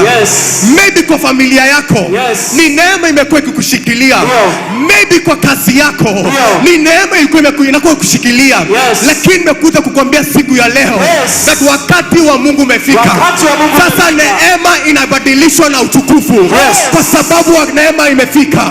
Wakati wa Mungu umefika. Maisha ya aibu inakuja kuisha. Kwa sababu wakati wa Mungu umefika. Roho ya aibu inakuja kufika mwisho. Kwa sababu wakati wa Mungu umefika. My brother, my sister, hiyo biashara umejaribu kufungua ikakataa, nakuambia siku ya leo wakati wa Mungu umefika. Hiyo wakati Penina hako na kitu ya kusema. Hiyo Penina hako na jambo la kusema. Because the time of God has come. Na wakati wa Mungu umefika. Hakuna kizuizi inaweza kuzuia. Biblia inasema Wanaisraeli walizunguka Jericho. Wakapigia Mungu shangwe na vigelegele. Hata kama ukuta ilikuwa juu, walipigia Mungu shangwe na vigelegele. Because his time had come. Na mimi nakwambia siku ya leo, na wakati wa Mungu umefika. Simama na ushangilie.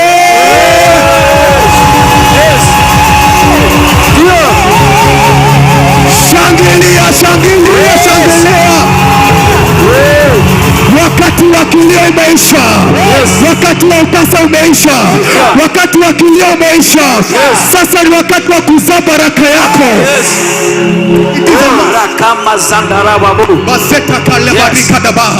Wacha nikwambie kitu. Kuna kitu inaitwa false labor. That wakati mtoto anakataa kutoka, ni lazima atoke. Hatuwezi pita miezi 9, lazima mtoto atoke. Na mimi nakwambia siku ya leo, hiyo baraka iliyoshikiliwa, baraka baba, hiyo baraka iliyoshikiliwa sasa inatoka. Hiyo baraka iliyoshikiliwa sasa inachomoka katika jina la Yesu. Katika jina la Yesu. Muongeze sauti, muongeze sauti. Muongeze sauti. Ndio.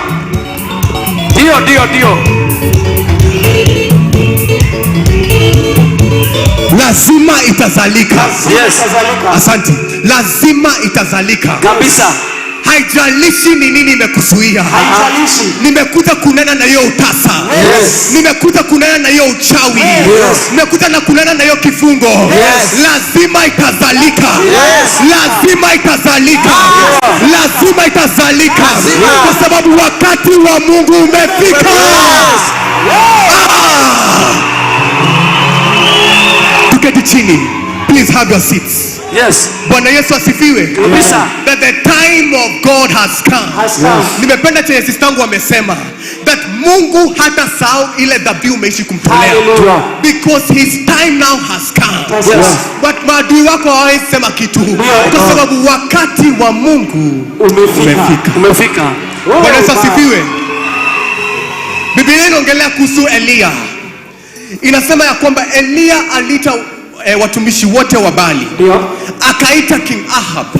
Na akaita Wanaisraeli wote. Akawaambia waweze kupanda Mount Carmel. Kwa sababu wakati wa Mungu umefika.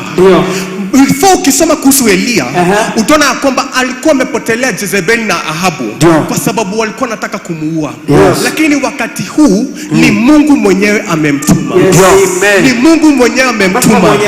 Wacha nikwambie siku ya leo, kuna mahali ulikuwa unaogopa kuingia kwa sababu maadui walikuwa wamenena juu ya maisha yako.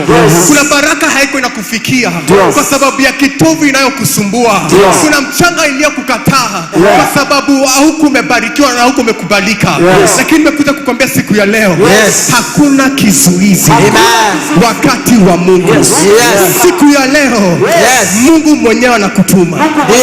Elia akatumwa na Mungu, akamwambia enda upande Mount Kameli, ukapatane na King Ahab na manabii wote wa Bali na Wanaisraeli wote.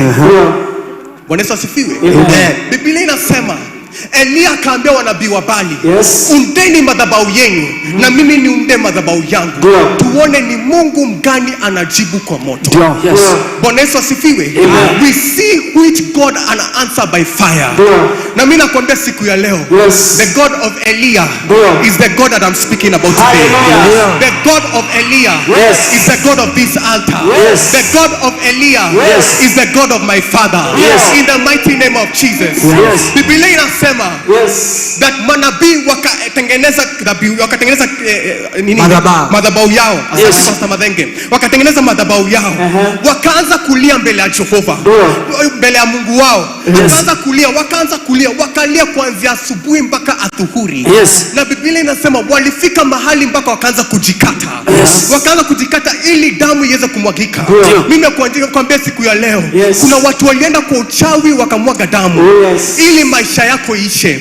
Kuna watu walienda kwa uchawi wakaweka damu ili maisha yako ishe. Wakaweka picha pamoja na damu ili maisha yako ishe.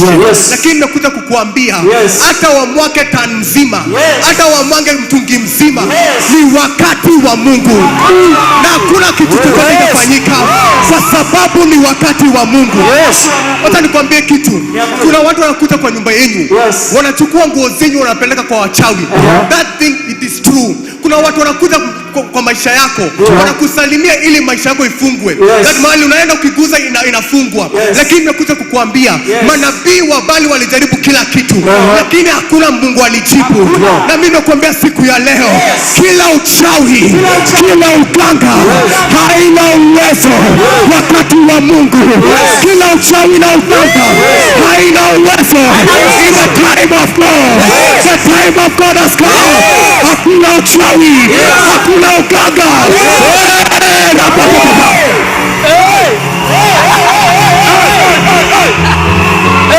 Mimi nashukuru Mungu kwa sababu Sunday Bishop akasema that hii Sunday ni siku ya deliverance.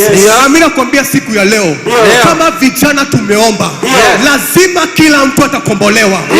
Lazima siku ya leo kila mtu atakombolewa. Hata wakati unasikia hii neno, wacha uanze kukombolewa. Kila minyororo iliyokufunga kwa maisha yako, wacha ianze kuvunjika katika jina la Yesu Kristo. Kila uchawi walipeleka, wacha ianze kuchomeka katika jina la Yesu. Because the time of God has come. Please sit down, my brothers and sisters. Elia alikuwa mbele ya manabii, akawaambia fanyeni chenye mnafanya, nena chenye mnanena. Kama mtenda Tanzania endeni, kama mtenda kwa mtenda endeni. But the time of God has come. Hata mkitoa madamu zenyu zote, the time of God has come. Hata devil worshiper waseme nini, the time of God has come. Hata juu ya watumishi wetu, the time of God has come. Hallelujah. Napenda hiyo neno. Biblia inasema jioni ikafika. Ikafika wakati wa Elia. Bwana Yesu asifiwe. Elia wakati wake ulifika. Biblia inasema alimwaga maji juu ya madhabahu. Bwana Yesu asifiwe. Akamwaga maji juu ya madhabahu. Usisahau ilikuwa pigano ya Mungu mwenye anajibu kwa nini? Moto. Lakini Elia amemwaga maji juu ya madhabahu. Hiyo maji ina symbolize upingamizi wowote. Kwa sababu kinyume cha moto ni maji. Na Elia akamwaga maji juu ya madhabahu kuoneshana upingamizi wowote uko juu ya Wanaisraeli. Siku ya leo inachomeka. Akamwaga maji tena, akamwaga maji mara ya pili, akamwaga maji mara ya tatu, kuweka upingamizi wowote. Hata wamama wetu wanaweza tuambia vizuri that ile mbao wewe inachomeka vizuri ni ile mbao iko dry, imekauka, iko safi, lakini hii mbao ilikuwa na maji mingi, ilikuwa imeloa maji. Hiyo ni pingamizi ilikuwa imeko juu ya madhabahu. Lakini Elia hakuweka pingamizi juu ya madhabahu ndo Mungu aibike. Aliweka pingamizi juu ya madhabahu kwa sababu wakati wa Mungu limefika. Na wakati wa Mungu ukifika, kila pingamizi, kila pingamizi, sijui ninanena na nani, kila pingamizi inaondoka, inaondoka, sema inaondoka, sema inaondoka, sema inaondoka.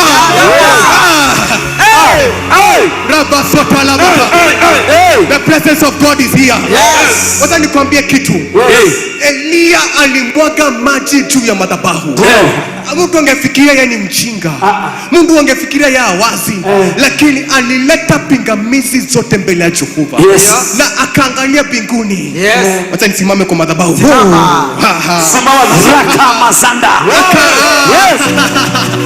Akaangalia mbinguni, akaambia Mungu wangu, Mungu wa baba yangu, Mungu wa Jesus wina, shuka ujitukuze, shukisha moto ujitukuze. Kila pingamizi sasa inafika mwisho, kila uchawi sasa inafika mwisho. Wewe Mungu wangu, wewe Mungu wa baba yangu, wewe Mungu wa Jesus wina, shuka ujitukuze, shuka ujitukuze, shuka ujitukuze. Wapi shangwe na vigelegele?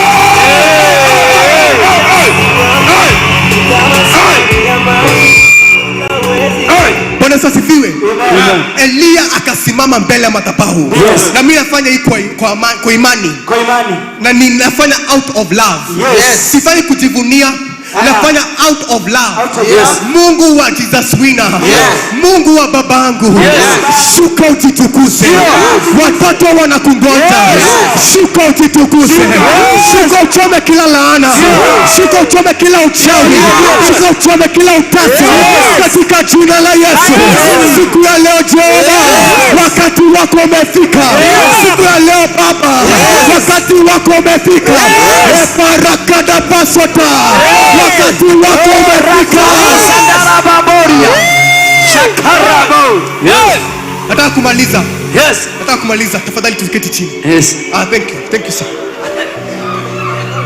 Biblia inasema wakati huo moto ulishuka. Manabii wa Baali hawako naamini, lakini moto ulishuka. Mimi sijui ni wapi ulirogewa, sijui ni kanyungu gani walikuweka, lakini kwa imani kuna moto imetumwa, kuna moto imetumwa, kuna moto imetumwa katika jina la Yesu. Sai uchawi inaisha nguvu, sai pingamizi inaisha nguvu katika jina la Yesu. Nataka kumaliza. Biblia inasema Elia akaangalia wanabii wa Baali. Kwa kwanza Biblia inasema that hiyo moto ikachoma mpaka mawe. Mpaka mawe. Ikakula mawe yote. Kuna laana ilikuwa ya kitambo. Mpaka hiyo inakulwa. Kwa moto ya Jehova. Katika jina la Yesu. Biblia inasema Elia akaangalia manabii wa Baali. Akasema akawapeleka tu mahali kando. Akawakata na akawaua wote. Kuna manabii wa uongo wamekuwa kinena juu ya maisha yako. Kuna watu wamekuwa kinena maneno ya wivu. Kuna watu wamekuwa kisema that hutafanikiwa. Kuna watu wamekuwa kisema hauendi mbali. My brother, my sister, wakati wa Mungu umefika. Manabii wote wanamalizwa. Manabii wote wanamalizwa katika jina la Yesu Kristo. Manabii wabaya siku ya leo wanamalizwa katika jina la Yesu Kristo. Nataka kuhubiri lakini masaa imesonga sana. Tuketi chini. Biblia inasema, nataka kumaliza. Biblia inasema that after Elia amemaliza manabii wote, wote wakaiaga dunia na wakamalizika. Biblia inasema Elia akaangalia Ahabu. Yes. Akamwambia enda ukule na ukunywe kwa sababu mvua inashuka. Enda ukule na ukunywe kwa sababu mvua imeshuka. Nchi ya Wanaisraeli kulikuwa na jangwa kali sana. Jangwa ya miaka 3.5. Na hiyo jangwa inaweza kuwa ni kukosa pesa. Hiyo jangwa inaweza kuwa ni kukosa kibali. Hiyo jangwa inaweza kukosa kupendeka. Hiyo jangwa inaweza kukosa kukosa visa. Hiyo jangwa inaweza kuwa ni kukosa ndoa. Hiyo jangwa inaweza kuwa kukosa kuenda ng'ambo. Lakini nimekuja kukuambia siku ya leo Sunday 23rd, enda ukule na ukunywe kwa sababu mvua inashuka. Enda ukule na ukunywe because the rain is coming. The rain of blessing is coming in the mighty name of Jesus. Mvua ya baraka inashuka ndani ya maisha yako katika jina la Yesu. Mvua ya baraka inashuka ndani ya familia yako katika jina la Yesu. Mvua ya baraka inashuka ndani ya kazi yako katika jina la Yesu. The rain is coming. The rain. Mungu wa ajabu awabariki, awaonekanie, awainue. Mvua ya baraka inashuka katika jina la Yesu.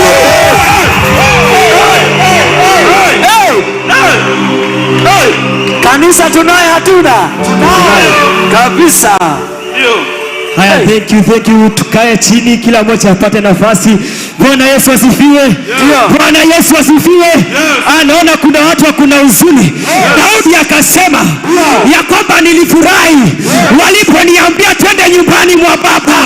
Sijui ni wangapi kuna furaha asubuhi ya leo. Kanisa ya juu, kanisa ya chini, tupigie Bwana Yesu makofi mazuri. Makofi mazuri. Tupate nafasi, tukae chini. Thank you. Bwana Yesu asifiwe tena. Kwa majina naitwa Israel Mwangi. Nimeokoka, Kristo ni mwokozi wa maisha yangu. Asubuhi ya leo naheshimika sana kusimama mbele ya haya madhabahu. Bila kusahau, ningependa kushukuru wazazi wetu wa kiroho, Bishop, Apostle.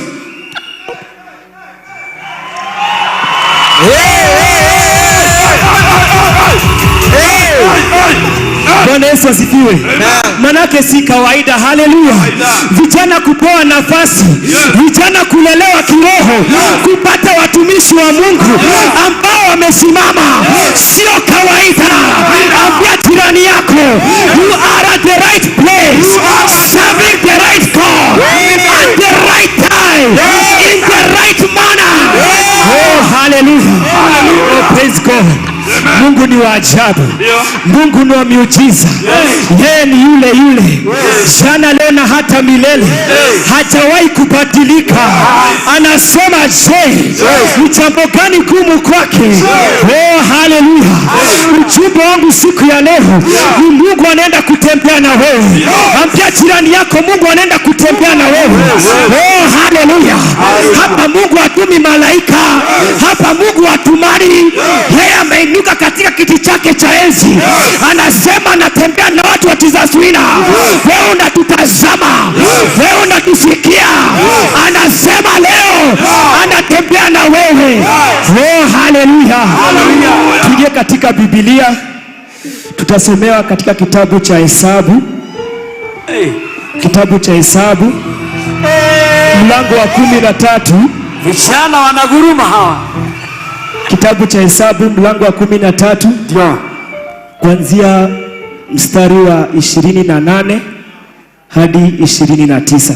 Ikiwa umefika hapo sema amen. Amen. Thank you. Kwa heshima ningependa tusomewe.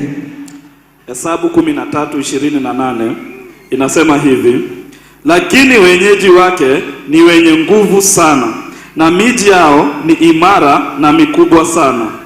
Zaidi ya hayo, huko tuliona wazawa wa Anaki. Haya, ngoja kidogo. Bwana Yesu asifiwe.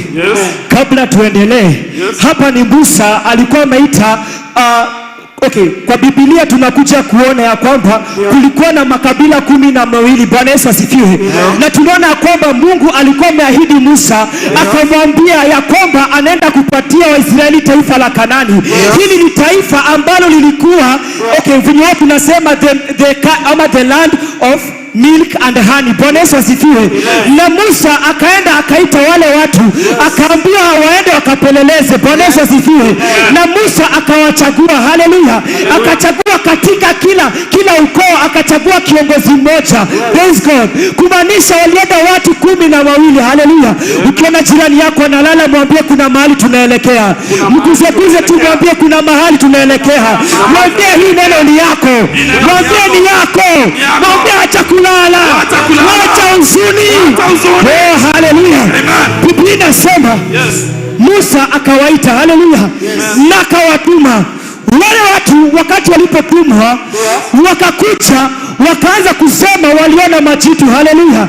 Nataka watu sita wende wamejaa, vijana 6 wakuje. Vijana 6 wakuje. Haleluya. Vijana 6. Haya, vijana 6. Okay, endelea hapo chini. Hao ni sawa. 29 inasema hivi. Waamaleki wanakaa katika eneo la Negebu. Haleluya. Wale wa Israeli wakati walipotumwa wakaona Waamaleki. Haleluya. Walikuwa wametumwa katika Negebu, waende katika milima, waende wakapeleleze ule mji. Wakaona kina nani? Wakaona Waamaleki. Bwana Yesu asifiwe. Haya, hawa pili Wayebusi, watatu Waamori, Waamoni, wanne Wakanaani. Haleluya. Na watano. Oh, haleluya. Tupigie Bwana Yesu makofi mazuri.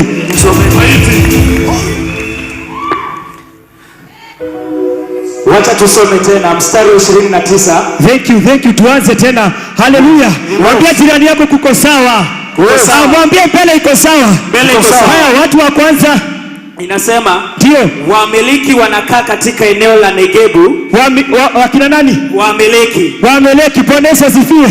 Haya, wa pili Wahiti, Wayebusi na Waamori. Haya, Waamori, simama hapa. Haya, huyo watano wanakaa katika eneo la milima, na Wakanani, simama pale, wanakaa karibu na bahari ya Mediterania. Bwana Yesu asifiwe. Amen. Hao watu walienda katika mji wa Kanani. Ndio. Wakapata Wamoni, wakapata Wahiti, na wakapata Wayebusi na Waamori. Haya, Waamori walikuwa wamekaa katika milima. Bwana Yesu asifiwe. Ujue kwa milima ni mahali ambapo tunaweza panda vitu na zimee vizuri. Kwa milima ni mahali unaweza kimbia uende ukapata usalama. Haleluya. Na ndio maana Daudi akasema ninapotazama juu milimani. Haleluya. Kwa sababu kwa milima ndipo msaada wa Mungu unatoka. Na ndio maana asubuhi ya leo tumekuja katika mlima wa Sayuni, mlima wa Jesus Winner. Haleluya. Wale wa Israeli waliona kwamba maadui wamechukua milima. Haleluya. Na Mungu alikuwa anaongea na Musa katika milima. Matumaini yao ikaisha. Haleluya. Wakahuzunika. Praise God. Haya, wakapata Wakanani. Wakanani walikuwa naishi katika ufuo wa bahari. Kama vile tunavyoona katika nchi yetu, vitu mingi huwa zinaingia katika bahari. Kumaanisha baraka ambayo inakuja, maadui walikuwa wamechukua. Haleluya. Waisraeli walitazama wakaingiwa na uoga. Haleluya. Kama vile Mungu anaweza ongea kupitia mtumishi wake, anakuahidi jambo fulani, utapokea na furaha, lakini ukienda nyumbani mawazo ni mengi. Hebu uliza jirani yako, je, mawazo yako ni gani? Mawazo yako ni gani? Kile Mungu alikuahidi, je, unafikiria aje? Yesu akasema kuna watu wanapokea neno kwa furaha, lakini wakienda nyumbani shetani anaiba neno. Haleluya. Matumaini inapotea. Hebu fungua kitabu cha Kumbukumbu la Torati, mlango wa 31 kuanzia mstari wa 6 hadi mstari wa 8. Tunataka kusikia kuna tofauti ya watu wakiongea na kuna tofauti ya sauti ya Jehova. Kuna tofauti. Wale watu walikuja na habari mbaya. Wale watu walisema kuna majitu. Wale watu walisema ya kwamba mji wa Kanaani sisi hatuwezani nayo. Lakini tunataka kusikia clear right yake master. Mungu anasema nini? Oh, haleluya. Ambia jirani yako clear. Oh, haleluya. Tusikie Mungu anasema nini? Soma baba. Mstari wa 6. Ndio. Muwe imara na hodari. Yes. Wala msiwaogope au kutishwa nao. Msiwaogope. Bwana Yesu asifiwe. Ninakuja nikutangazie leo ya kwamba usiogope. Usiwaogope. Kuna Mungu aliye upande wetu. Ni mkuu kuliko wale ambao wako kinyume na wewe. Kanisa ya nyuma. Bwana Yesu asifiwe. Bwana Yesu asifiwe. Nataka niseme leo usiogope. Endelea.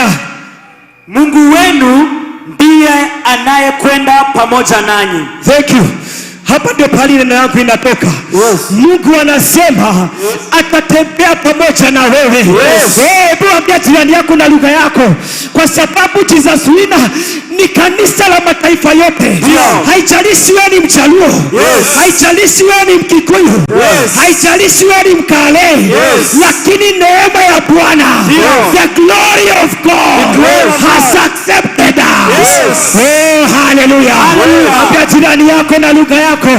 Mwambie Mungu anatembea na wewe. Mwambie Mungu anatembea na wewe. Oh, haleluya. Endelea papa.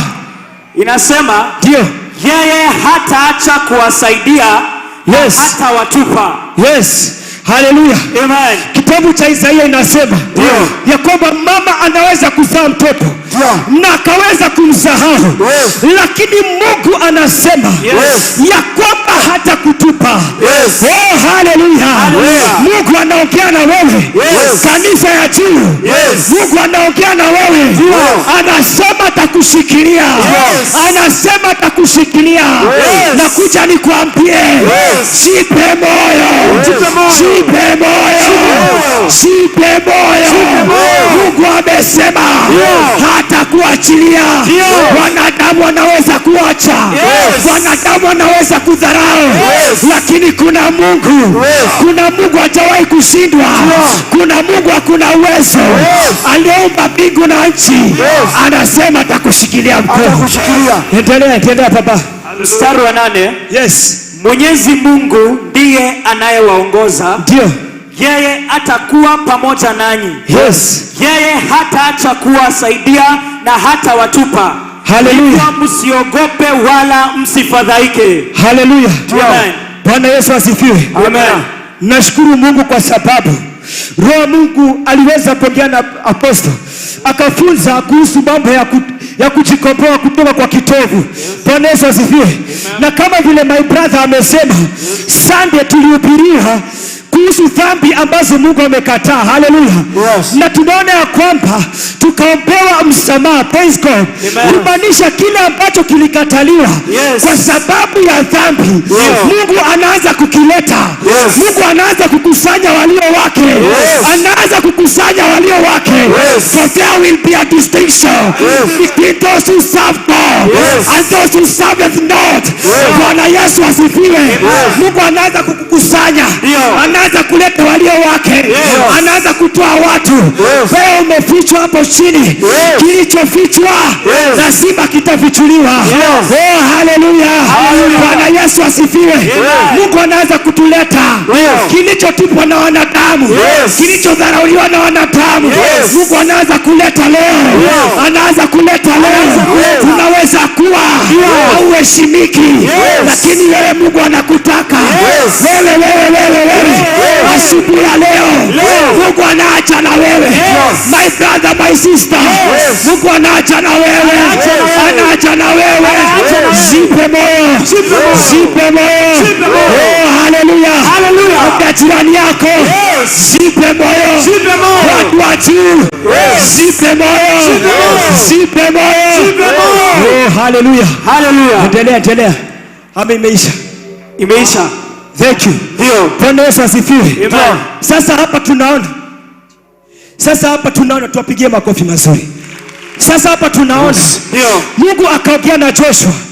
Akaambia Joshua ya kwamba usifadhaike. Joshua akachia mamlaka. Ile kitovu ilikuwa inafuata Waisraeli wakati wa Musa ilikatika. Sasa Mungu anawapeleka katika taifa la Kanaani. Bwana Yesu asifiwe. Oh, haleluya. Lakini wakiendelea kuna mto Yordani wanapatana nayo na mto imefurika. Oh, haleluya. Ukisoma mlango wa 4 kitabu cha Joshua, wale watu wakapatana na mto kubwa. Haleluya. Mungu akaambia Joshua ya kwamba anaenda kufungua hiyo maji. Kuna njia Mungu anatengeneza. Sitaki kujua ni mto gani imekuwa mbele yako. Sitaki kujua ni nini imekuwa mbele yako. Lakini siku ya leo Mungu anaenda kuondoa. Bwana Yesu asifiwe. Oh my.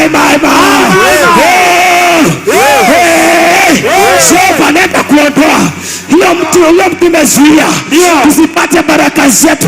Sasa anaenda kuondoa. Oh, haleluya. Ambia jirani yako mtu inaondolewa. Watu wanaanza kutembea. Tunaendea baraka zetu. Mtu ikiondolewa tunaingia Kanaani. Mtu ikiondolewa tunaenda hiyo kazi. Mtu ikiondolewa tunaenda hiyo kibali. Mtu ikiondolewa tunaenda hiyo ndoa. Oh, haleluya. Tupige Bwana Yesu makofi mazuri. Bwana Yesu asifiwe. Tusomee katika kitabu cha Zakaria mlango wa 2 mstari wa 10. Zekaria wa 2 mstari wa 10. Na usalimia watu ya nje. Sawa dad. Mstari wa 10 unasema, Mwenyezi Mungu asema hivi, enyi watu wa Sioni, enyi watu wa Jesus winner. Haleluya. Enyi watu wa Jesus winner. Rikarababosaya. Yokotimanasaya. Rikakataribazeke. Enyi watu wa Jesus winner. Mungu anaongea na nyinyi. Anasema aje? Anasema ndio, imbeni na kufurahi. Haleluya. Imbeni na kufurahia. Haleluya. Umeishi maisha ya kuchekwa. Umeishi maisha ya huzuni. Umeishi maisha ya maswali. Lakini siku ya leo Mungu anatukusanyisha. Mungu anatuleta pamoja na yeye. Mungu mahali umefichwa. Mungu anakunyanyua. Mungu anakunyanyua. Mahali umefichwa. Mungu anakuondoa. Mahali umefichwa. Mahali watu wakuoni. Mungu anakuona. Haleluya. Nikaraba Mosaya. Wacha nisalimie watu wa nje. Kanisa, Bwana Yesu asifiwe. Mahali umefichwa. Mungu anaenda kukutoa. Haleluya. Thank you Jesus. Kanisa ya nje. Watu ya nje. Wasalimia. Mikono juu, mikono makofi, watu ya nje. Watu ya nje. Bwana Yesu asifiwe. Kilichofichwa. Sauti. Ndio. Ikiketa arudi ndani. Hallelujah. Ikiketa arudi ndani. Watu ya nje, makofi. Watu ya nje, shangwe. Haleluya.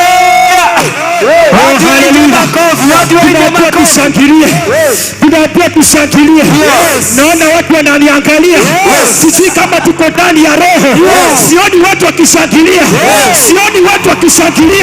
Tunafaa kukaa ndani ya roho. Bwana Yesu asifiwe. Haleluya.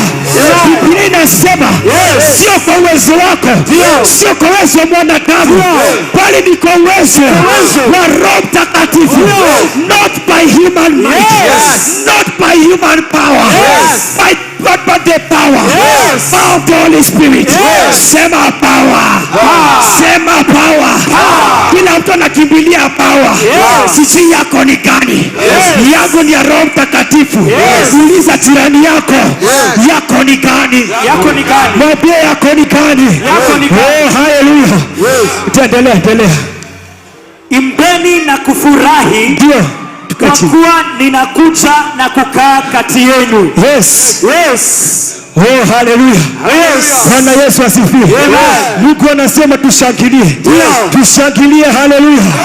Kwa sababu sisi ni washindi. Kuna ushindi Mungu anaachilia juu ya maisha yako. Kuna ushindi Mungu anaachilia juu ya kazi yako. Kuna ushindi Mungu anaachilia juu ya biashara yako. Bwana Yesu asifiwe. Mungu anayejibu kwa moto. Mungu wa haya madhabahu. Mungu wa Jesus Winner. Ni mshindi. Sisi ni washindi. Kanisa ya nyuma. Sisi ni washindi. Kanisa ya juu. Sisi ni washindi. Kanisa ya nje. Sisi ni washindi. Oh, hallelujah. Tunaenda kushinda. Hatutaki kujua nani amezuia Jericho, lakini tunaingia. Mungu mwenyewe aliongea, sio mwanadamu akadanganya. Tunapata ushindi. Oh, hallelujah. Bwana Yesu asifiwe. Hata uko hapa kwa sababu ya ushindi. Kama kungekuwa na ushindi, haungekuwa hapa. Bwana Yesu asifiwe. Kama sio ushindi ambao inapatikana kwa madhabahu, haungeona viongozi hapa. Bwana Yesu asifiwe. Kama sio ushindi, wachawi wangekuwa natetemeka. Lakini kwa sababu sisi ni washindi, Mungu anasema in the book of 2 Timothy chapter 1 verse 7, for I have not given you the spirit of fear. Bwana Yesu asifiwe.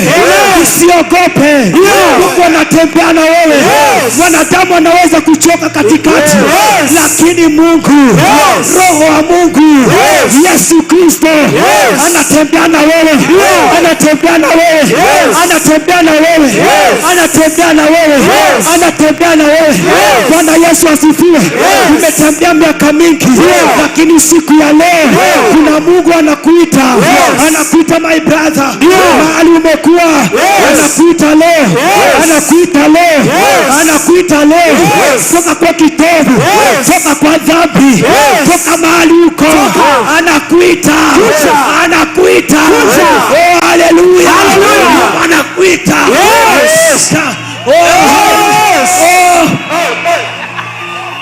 Bwana Yesu asifiwe. Mungu anakuita leo. Mpendwa. Sikia hii sauti. Unanitazama katika hali hakuna matumaini, lakini nasema leo yule Mungu anaita Joshua anakuita leo. Anakuita leo. Bwana Yesu asifiwe. Amen.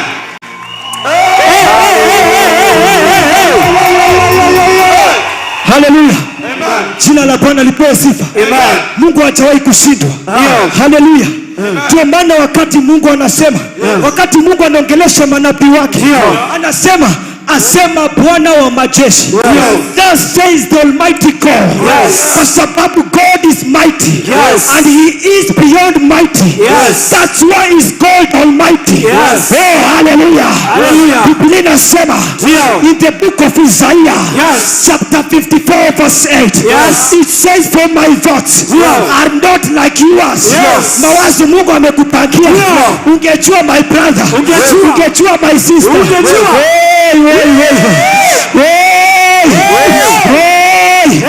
Bwana Yesu asifiwe. Mungu atusamehe kwa sababu ya kunung'unika. Kuna dada alishuhudia akasema, yeye wakati alikuwa hapa, baadaye ako hapa, ako huko, ako huko, ako hapa, ako hapa, ako huko, lakini baadaye akasema wacha nitulie katika haya madhabahu. Akasema wacha nitulie katika haya madhabahu. Saa akatoa ushuhuda. Bwana Yesu asifiwe. Nataka niongee na wewe, nikwambie kwamba wacha kurandaranda, wacha kurandaranda. Utakutana na watu watakudanganya, utakutana na watu watakuvunja moyo. Sauti ya Mungu ni moja. Sauti ya Mungu ni moja. Sauti ya Mungu ni moja. Hata Mungu akawie. Biblia inasema in the book of Habakkuk chapter 2, hallelujah. Ati hapa Mungu anaambia Habakkuk, andika maono yako. Oh, hallelujah. Andika maono yako wazee wa kanisa. Andika maono yenu watumishi.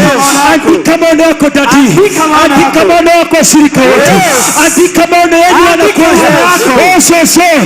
Kuna hadorabeka. Andika maono yako.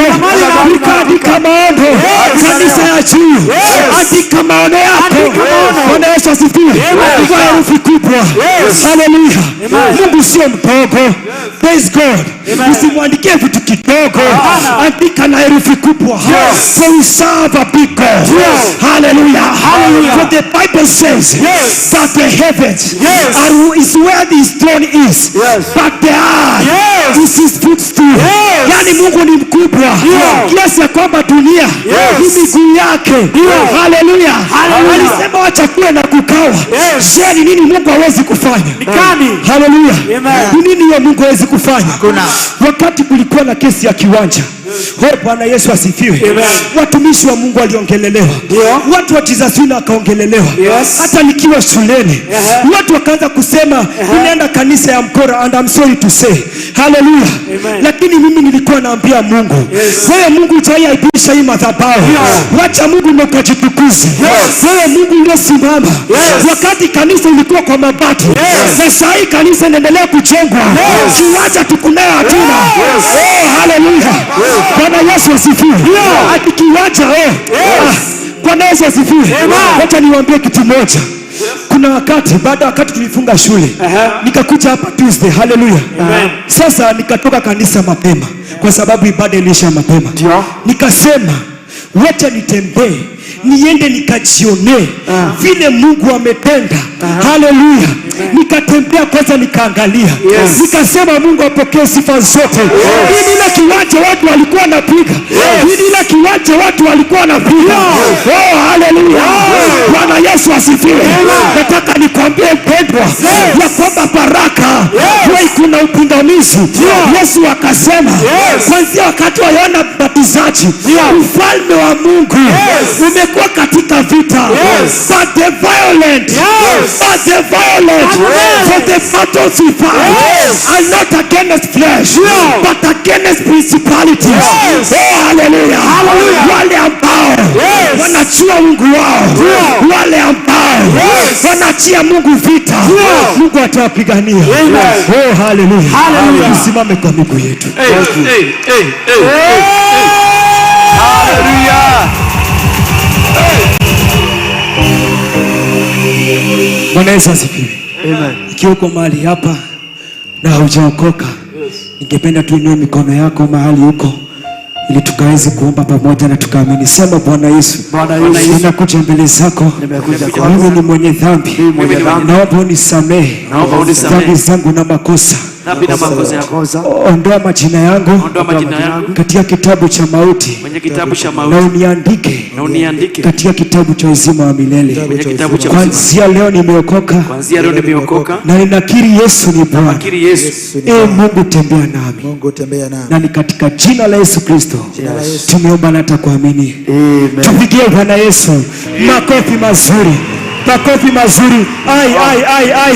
Ai Bwana. Hebu tupigie Bwana Yesu makofi mazuri. Tupigie Bwana Yesu makofi mazuri. Karibu sana. Hebu tupate nafasi tutoke sadaka zetu, materials zetu tutaziombea. Wacha kwanza tuone unayemrembo anataka nini. Kanisa, Bwana Yesu asifiwe. Amen. Kanisa, Bwana Yesu asifiwe tena. Langu dadi, jambo la kwanza ni kushukuru Mungu. Kwa kuwa kawaida kama vijana we are really humble. Sio kawaida kupewa nafasi kuongoza ibada mpaka hii wakati wa neno. We are really humble sana. Daddy, tunashukuru sana. Amen. Mungu awabariki sana zaidi. Hata kwa kutupatia wazazi wazuri wa kiroho kama wewe. Our daddy pia bado wanko pale Apostle, our mom Teacher Agnes, tunashukuru sana. Mungu azidi kuwabariki na kuwatenda mema. Amen. Sana sana dadi pia tungependa kama vijana, najua sisi ni vijana wako. Mahali hapa tulikuja, hata wazazi wetu tunashukuru sana sana sana, sio kawaida. Tukikuja hapa kuna ile mawaidha unatupeanga wakati wa semina. Tungependa sana sana dadi, utuite tena. Semina. Nitawaita. Tungependa sana. Nitawaita. Tutashukuru sana. Asante. Na zaidi pia dadi tunashukuru kwa mtu wa keyboard ambaye ulitupatia akatuchezea leo. Tunasema ni asante sana. Tungependa azidi kutuchezea na hata pia tutashukuru zaidi tukipata mwingine wa gita. Huyo? Amefanya mzuri. Kabisa. Tunashukuru sana. Najua vijana tunapenda ile vitu. Ile nini tunashukuru sana hata mwingine wa gita. Thank you. Tutashukuru sana. Asante. Mungu azidi kuwabariki na kuwatendea mema. Kama vijana tumeshukuru sana na tumefurahia. Thank you. Mungu azidi kuwatendea mema. Amina. Pigieni hao watoto makofi mazuri sana sana sana sana. Hata mimi nimeshukuru sana. Amen. Sasa hata nikienda miaka ingine 5 hivi ni retire. Niko na vijana. They are doing very well. Mungu abariki sana. They are doing very well. Na nafikiri hakuna mahali tumepatia vijana freedom kama hapa. Hakuna mahali tumekubali vijana wasikie wako nyumbani kama hapa. Tunawapenda sana. Hata wale wajajiuka na nyinyi wakitaka, hakuna mtu nimekataza. Is it true? Juu tunataka vijana wote tusikie wanapenda Mungu, wanasimama na utakatifu, wanaweza hubiri vile hao wengine wamehubiri mpaka nimeona Kibiego ameinama, nikajua Kibiego amepitwa. Nikaangalia Geshoi nikaona amefanya nikajua nikupa. Nikasikia Pastor Madeke wakati aliona huyu kijana wa mzee nani akihubiri akasema tumepitwa. Kwa hivyo tunaenda tukikubali. So we are very happy, we are proud of you na tunashukuru sana. Tukiona vile mnafanya hapa, mnaipa hapa, tunashukuru. Na hata muipaji wetu ambaye ametuibia leo, Mungu ambariki sana. Ikawa hebu sikieni, ameipa mzuri sana na mumefurahi, lakini sisi hatuko tunasikia kitu. Mimi unajua ni mzuri kuongea ukweli. Nilikuwa na mnafanya hivi nasema marauga hati. Isipokuwa nyimbo mbili alitaja nikasikia. Hii ya idi ya modo hiyo kusalimia na ingine moja, ingine sikusikia kitu. Lakini nyinyi mmefurahi. Is it true? Si tumpigie makofi mazuri. God bless you. Nimefurahi sana. Na hata wale watarudi shule tutaombea leo. Is it true? Mumesema ni deliverance. Mimi sitafanya deliverance. Leo nataka nyinyi, leo ni siku yenu. Mumalizie. Is it true? Next week is ni yetu. Kwa hivyo nimefurahi vijana wote, wale wako nje, wale wako kanisani, hata wale wengine wanataka kujiunga na sisi. Mlango imefanya nini? Imefunguliwa hapa ndio tuko na freedom ya vijana. Wanapenda Mungu, wanamuibia Bwana bila kuambiwa ate mtu aziruke, na tena wanafaa mzuri. Unaona vile huyo dada amehubiri hapa, si amefaa mzuri? Situpigie Yesu makofi mazuri. Unajua leo nilikuwa naangalia kila mtoto na baba yake vile anafanya. Nikaangalia msichana akihubiri, unajua baba yake ni huyu anajificha hapa. Wacha kujificha kwa kikiki. Kuja hapa acha. Baba yake ni huyu. Sasa nilikuwa naona uliambiwa na Mungu utahubiri kitabu, lakini mimi naona kama kipao imeenda. Ni kama imeenda. Unajua kulikana vile watoto wanahubiri ni kama mtoto ameshukua. Unajua ukiahidiwa na ukose kufuatilia, yule yako nyuma yako afuatilie atashukua. Is it true? Siku na watu walikuwa na Elia na walikuwa manabii na ndio wangekuwa wamechukua kipawa.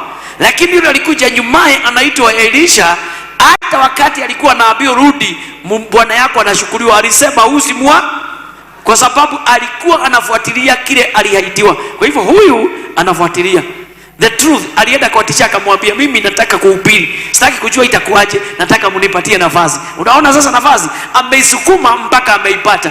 Chunga sana. Thank you. God bless you, ma. Umehubiri mzuri. Nikaona mzee Joseph pale.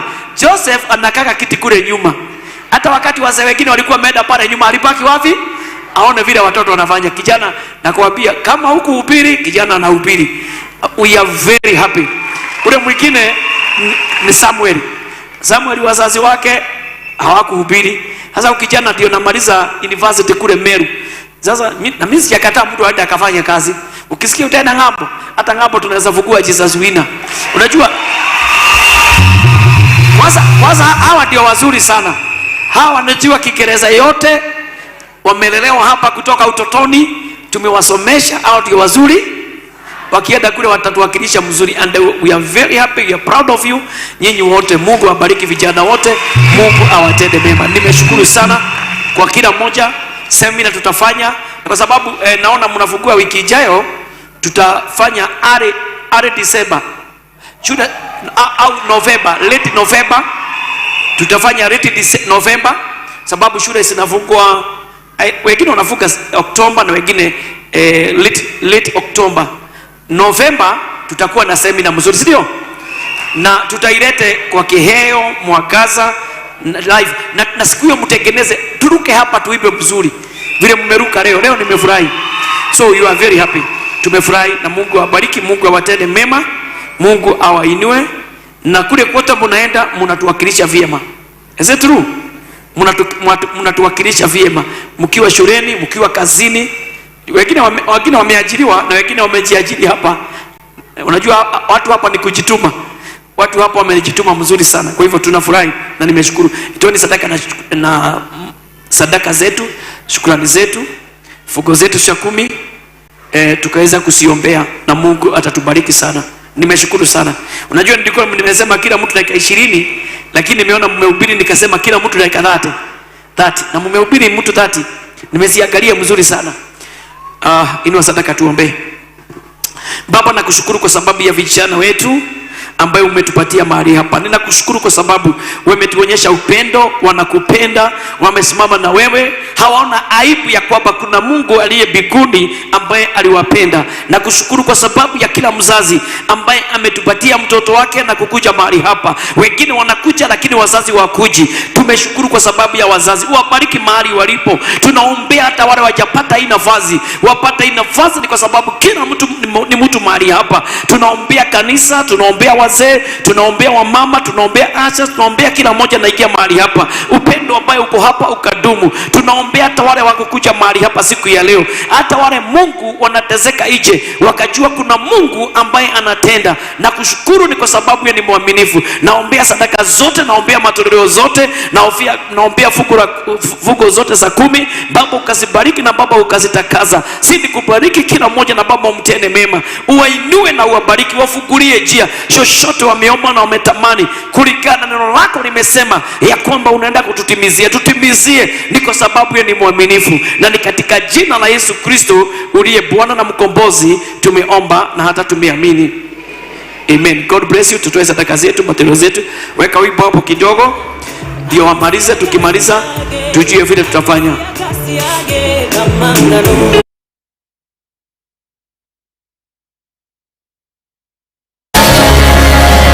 Where are your dancing shoes? Twende.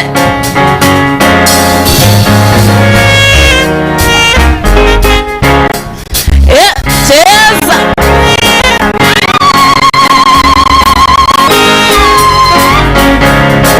Tumeona mkono wa Bwana.